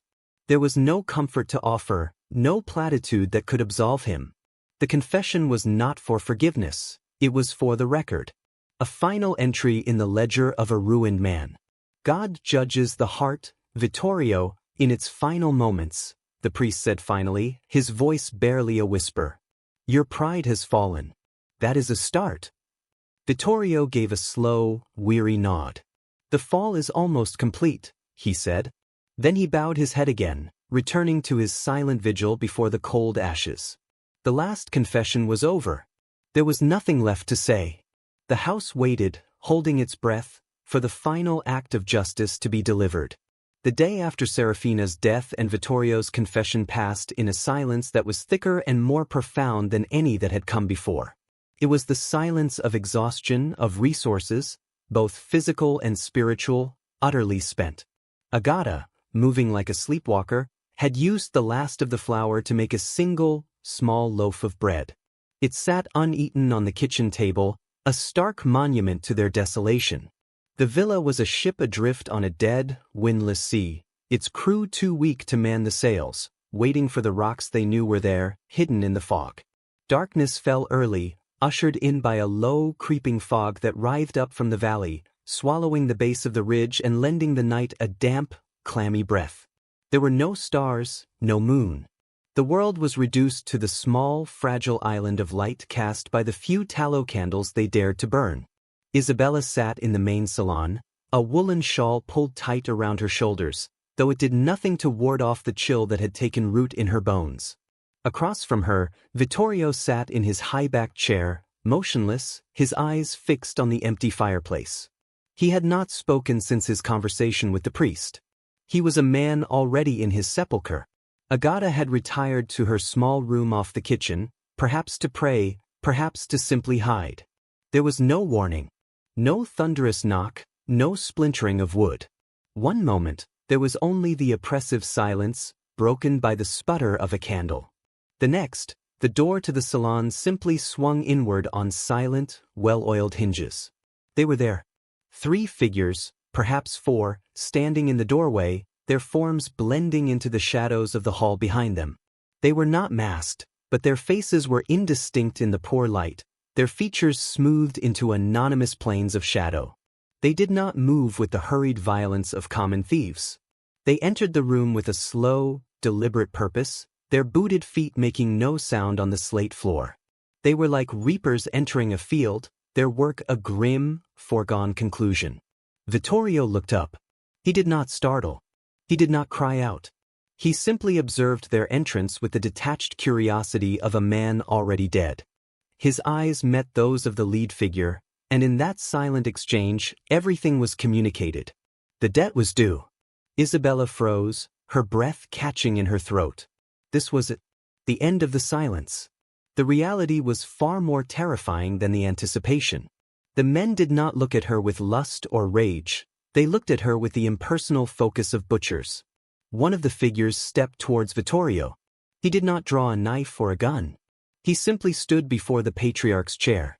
Vittorio slowly, deliberately, straightened his back, a final, feudal gesture of dignity. The man raised his hand. And it was not a blade, but a heavy, leather-bound book, one of Vittorio's own ledgers. He swung it in a short, brutal arc, striking the old man across the temple with a sickening, dull thud. Vittorio's head snapped to the side. There was no cry, only a soft exhalation. He slumped forward in his chair, unconscious or dead, Isabella could not tell. A sound, half gasp, half sob, escaped her lips. The lead figure turned his gaze upon her. It was not Rafaele Silenzo. This man was older, his face a roadmap of scars and grim resolve. He took a step towards her.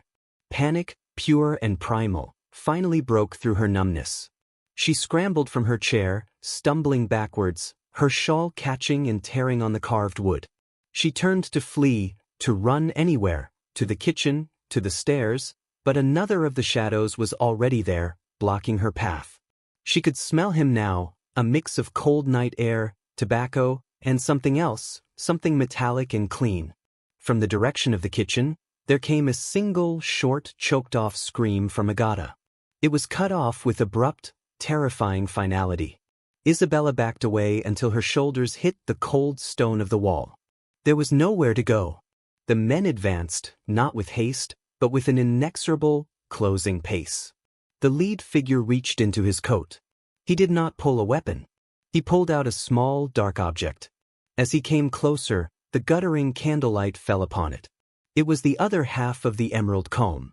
The tortoise shell was snapped cleanly, the silver setting bent. He held it out to her, not as an offering, but as an accusation, a symbol of the promise shattered. She stared at it, her mind screaming. This was the final, cruel touch. The proof that every detail, every symbol, was known and would be used against them. Then, from the hallway, a new sound emerged. A soft, rhythmic tapping. It was the sound of a cane, an ebony cane with a silver tip, tapping gently on the slate floor. The sound was calm, measured, unhurried. It came closer, pausing just outside the circle of light in the doorway. The men in the room froze, turning their heads slightly in deference. They did not look back, but their posture shifted to one of expectation. The tapping stopped. In the doorway, a deeper shadow coalesced. Don Rafaele Silenzo stood there, observing the scene. He was dressed, as always, in immaculate black. His face was impassive, his dark eyes sweeping over the slumped form of Vittorio before coming to rest on Isabella, pinned against the wall.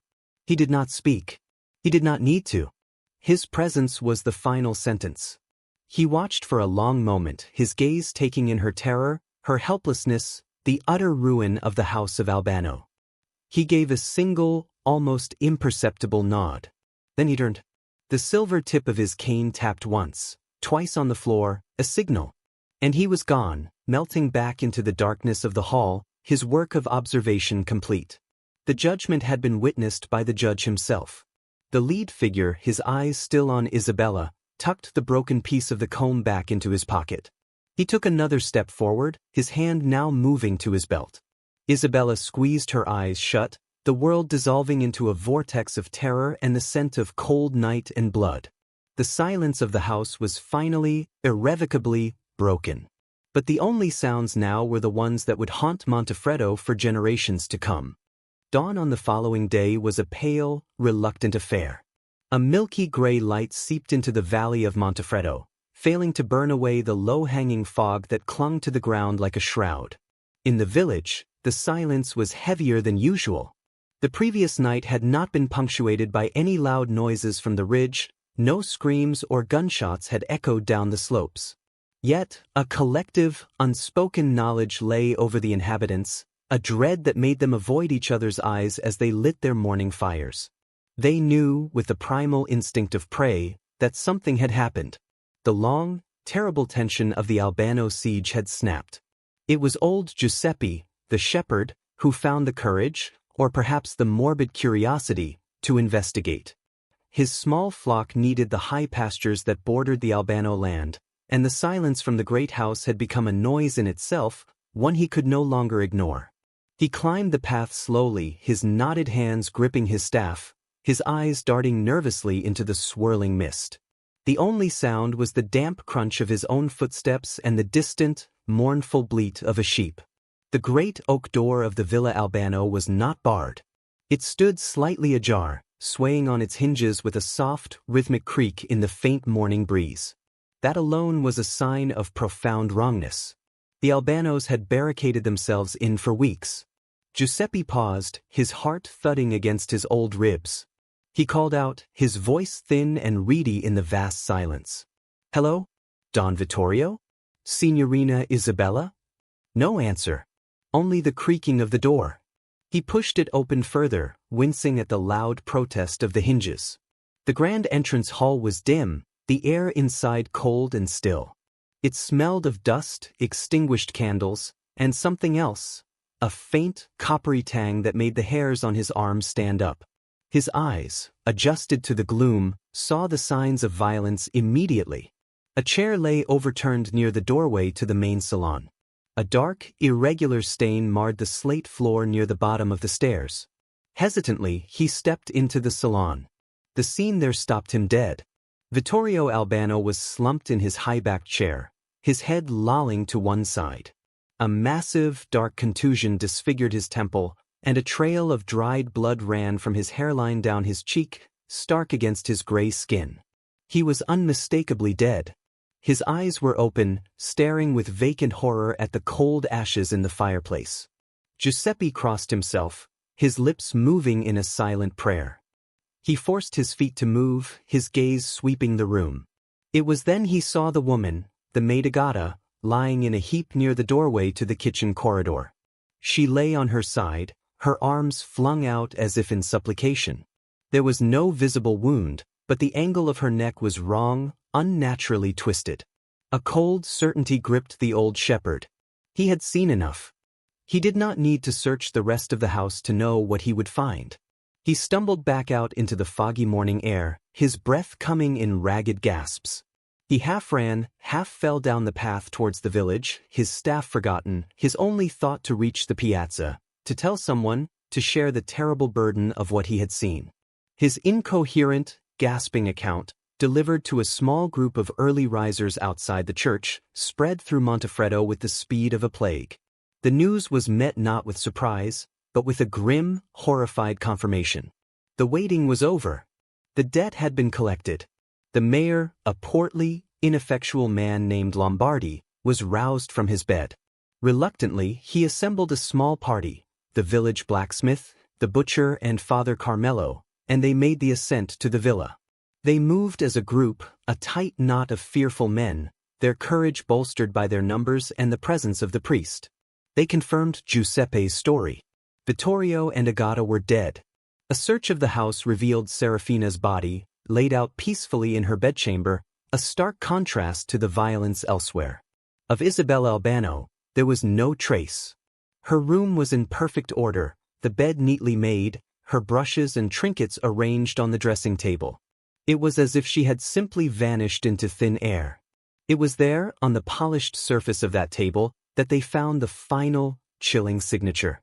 Scratched into the wood, as if with the point of a knife, was the same symbol that had been carved into the gatepost after the slaughter of the herd, the mano nera. The black hand. It was a final, mocking proclamation of authorship, left in the most private sanctum of the last Albano. The men stood in the room, the silence pressing in on them. They had not found a massacre, a scene of chaotic bloodshed. They had found an execution and a disappearance, carried out with a cold, methodical precision.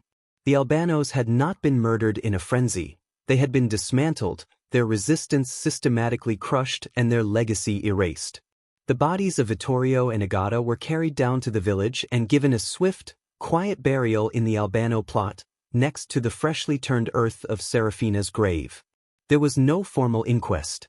The carabinieri from Santa Lucia came, asked their questions, and filed a report that spoke of a robbery by unknown persons and a missing girl, presumed kidnapped or fled.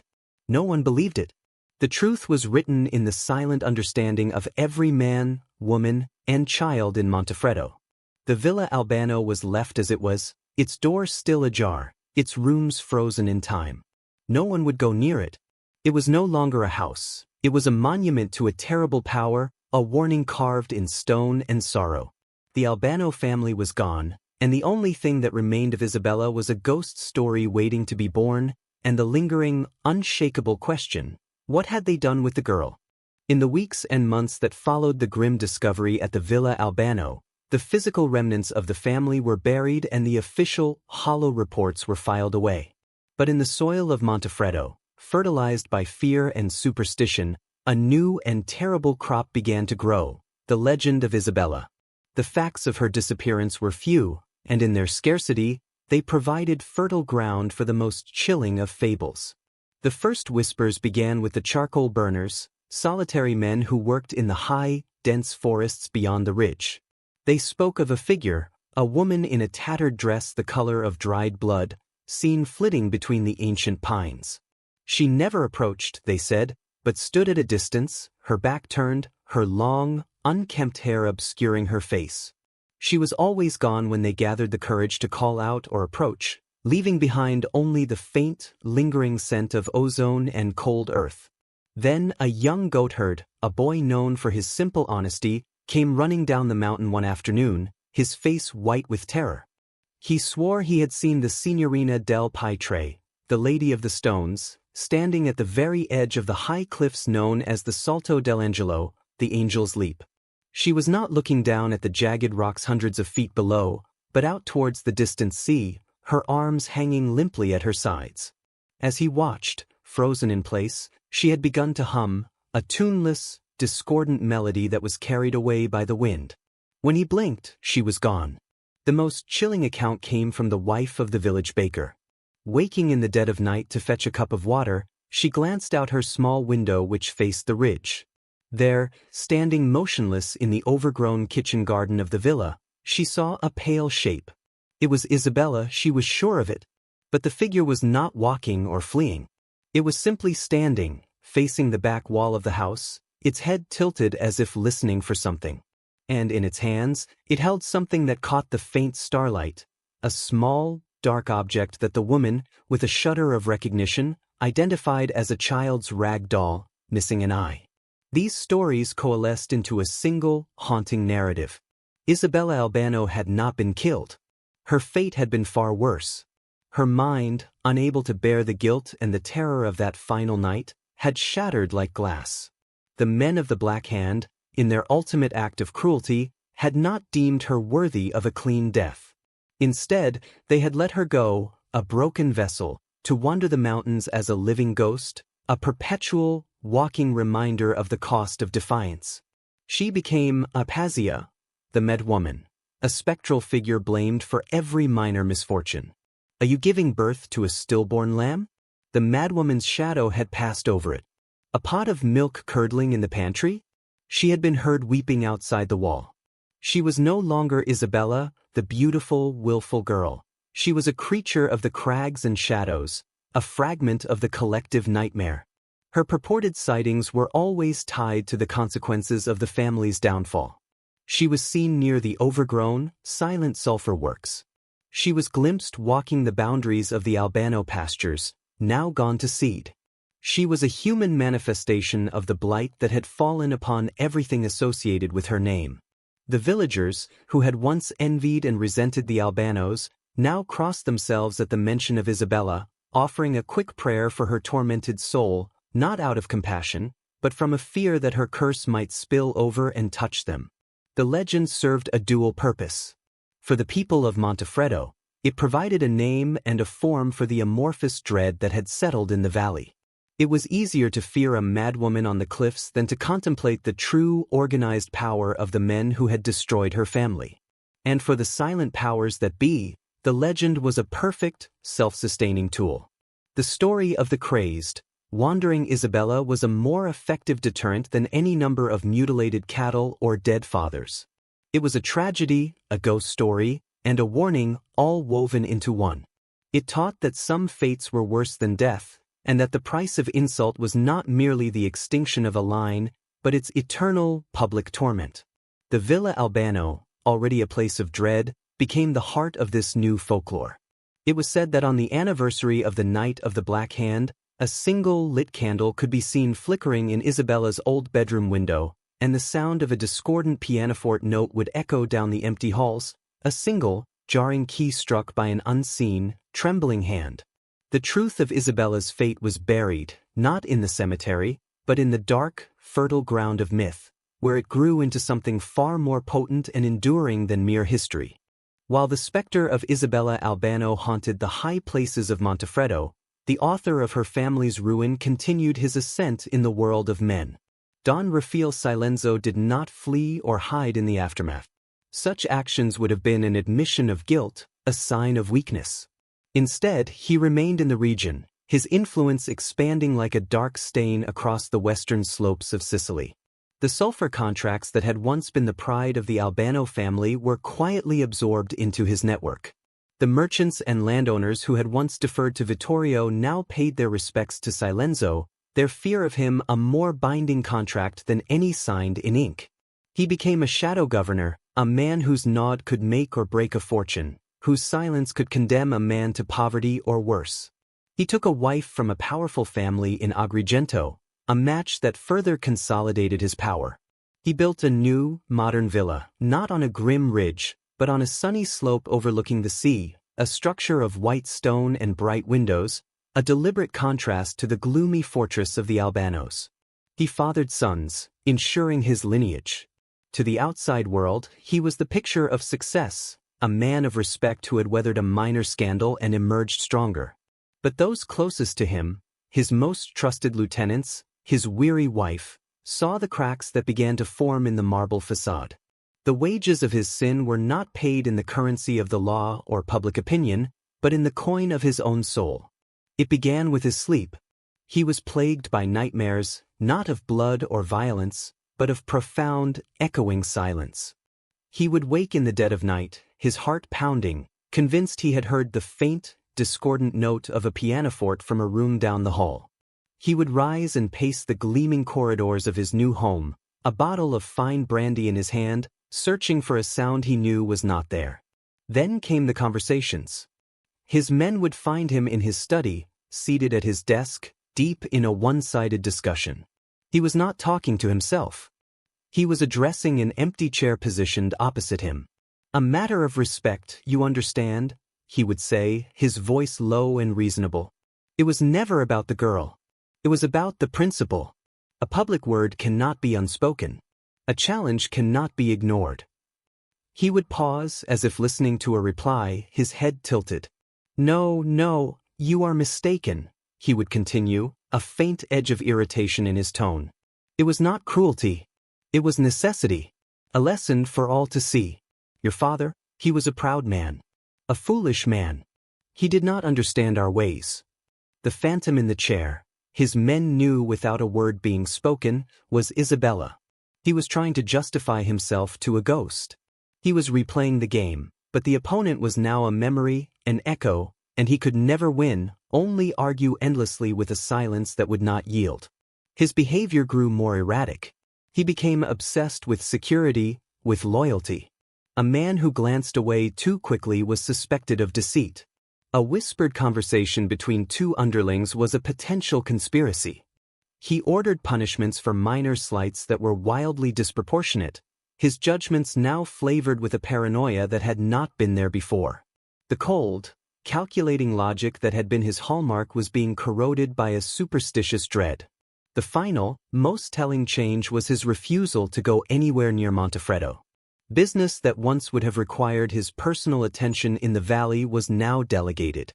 If a journey necessitated passing near it, he would take a long, circuitous route, adding hours to his trip. The very name of the village was never spoken in his presence. It was as if the place, and the memory of what he had done there, had become a geographic cancer on his soul, a place of such profound spiritual poison that he could not bear its proximity. He had won. He had obliterated his enemies, taken their wealth, and cemented his power. But the victory was ashes in his mouth. The ghost of Isabella Albano, whether real or a figment of his own guilt-haunted mind, had become his permanent, unwelcome companion. He had not just killed a family, he had murdered his own peace. The power he wielded was absolute, but it was a kingdom built on a foundation of whispers and shadows, and he was its king, pacing the battlements alone, forever listening for the music that had stopped, forever arguing with an empty chair. The debt of honor had been paid in full by the Albano blood, but Don Rafaele Silenzo was left to pay the interest for the rest of his damned life. Decades bled into one another. The fierce, specific terror that had gripped Montefreddo in the wake of the Albano tragedy slowly mellowed into a general, ambient dread. The story solidified, passed down from grandparents to wide-eyed children not as a recent event, but as a foundational myth, a dark fairy tale from the old days. The name Albano was seldom spoken aloud, and when it was preceded by a furtive glance and the sign of the cross. It became a byword for pride, for folly, for the catastrophic consequences of trespassing against the unseen powers that governed their world. The Villa Albano on the ridge was the physical heart of this legend. With no heirs to claim it and no one daring to purchase a property so steeped in sorrow and curse, it was left to the elements. The legalities of the estate were a tangled web no lawyer cared to unravel, and so it remained, a frozen monument, its ownership lapsing into a bureaucratic and supernatural limbo. The slow decay of the house was watched by the village with a kind of morbid fascination. The first winter storms tore shutters from their hinges, and they were not replaced. They hung askew, banging in the wind with a sound like distant gunshots. Birds nested in the chimneys. Weeds and then saplings pushed their way through the cracks in the courtyard stones, their roots patiently, inexorably, prying the masonry apart. The gray stone, once a symbol of imposing strength, became streaked with green moss and black water stains, giving it a leprous, diseased appearance. The villagers assigned a rotation of meaning to its decay. When a part of the parapet collapsed, it was said to have happened on the anniversary of Matteo's death. When the last remaining pane of glass in the music room's window finally shattered, An old woman recalled it was the very day Serafina had stopped playing the pianoforte for good. The house was not just crumbling. It was dying in sympathy with its former inhabitants, its demise a slow, public reenactment of their downfall. No one from Montefreddo would go near it. The path that led up to it, once worn smooth by the comings and goings of servants and merchants, was reclaimed by thorny bushes and hardy mountain grass. The mano nera carved into the gatepost faded under sun and rain, but its impression remained, a ghostly scar on the wood. The house became a place for dares among the foolish youth, though few ever followed through on the bravado. To spend a night within its walls was considered an invitation for madness or worse, to be haunted not by a single ghost, but by the collective sorrow of an entire murdered family. Travelers on the road below would sometimes ask about the forlorn ruin on the ridge. The answers they received were vague, cautionary tales. A family that fell out of favor was the most common explanation. A place of bad luck. The full, horrifying story was reserved for the hearthside, to ensure that the young ones understood the boundaries of their world. It was a story that taught the price of beauty and pride, the danger of outsiders, and the absolute, non-negotiable authority of the ancient, unwritten laws. The ruin served as a constant, silent reminder. It taught that the landscape of power was not just mapped in deeds and titles, but in fear and memory. The Albano house stood as a testament to the fact that the most formidable structures are not made of stone and mortar, but of reputation and terror, and that while a stone house could be allowed to crumble, the story of why it crumbled would be maintained with meticulous, fearful care. It was a lesson etched into the very skyline of Montefreddo, a memento mori for anyone who might ever feel tempted to challenge the silent, patient order of things. The house was empty of life, but it was filled to the rafters with meaning, a cold, enduring monument to the day the music stopped. And so, the tale is told. I have set down these events as they have come to me, a patchwork of whispers, of half-remembered stories told by firelight, and of my own observations of the silent, brooding valley of Montefreddo. The facts, as they might be recorded in some dusty archive in Palermo, would state that the Albano family line ended due to a series of tragic misfortunes: a robbery, a disappearance, a failure of heirs. The facts, as the people of this valley know them, are a different truth entirely. I have walked the overgrown path to the Villa Albano. I have stood in its corpse-cold rooms, felt the weight of its silence, and seen the faded scratch of the black hand on the dressing table, a mark that no amount of weathering has yet been able to fully erase. I have spoken to the old ones, whose eyes grow distant and fearful when the name Silenzo is mentioned, and who cross themselves at the mention of the Signorina del Pietre. But what, in the end, is the truth? Was Isabella Albano a headstrong girl who brought ruin upon her house through a single foolish act of defiance? Or was she a victim of a cruel and unforgiving world, a spirit too bright for the shadows that sought to consume her? Did Don Rafaele Silenzo truly wither from within, haunted by a ghost, or is that merely a comforting fiction, a hope that even the most powerful cannot escape the consequences of their sins? The valley does not give up its secrets. It holds them close, wrapped in fog and the deep silence of the mountains. The ruin on the ridge stands as a riddle, its empty windows like blind eyes that saw too much. The villagers continue their lives, their daily rhythms governed by the sun and the soil, and by the unspoken laws that have outlasted empires.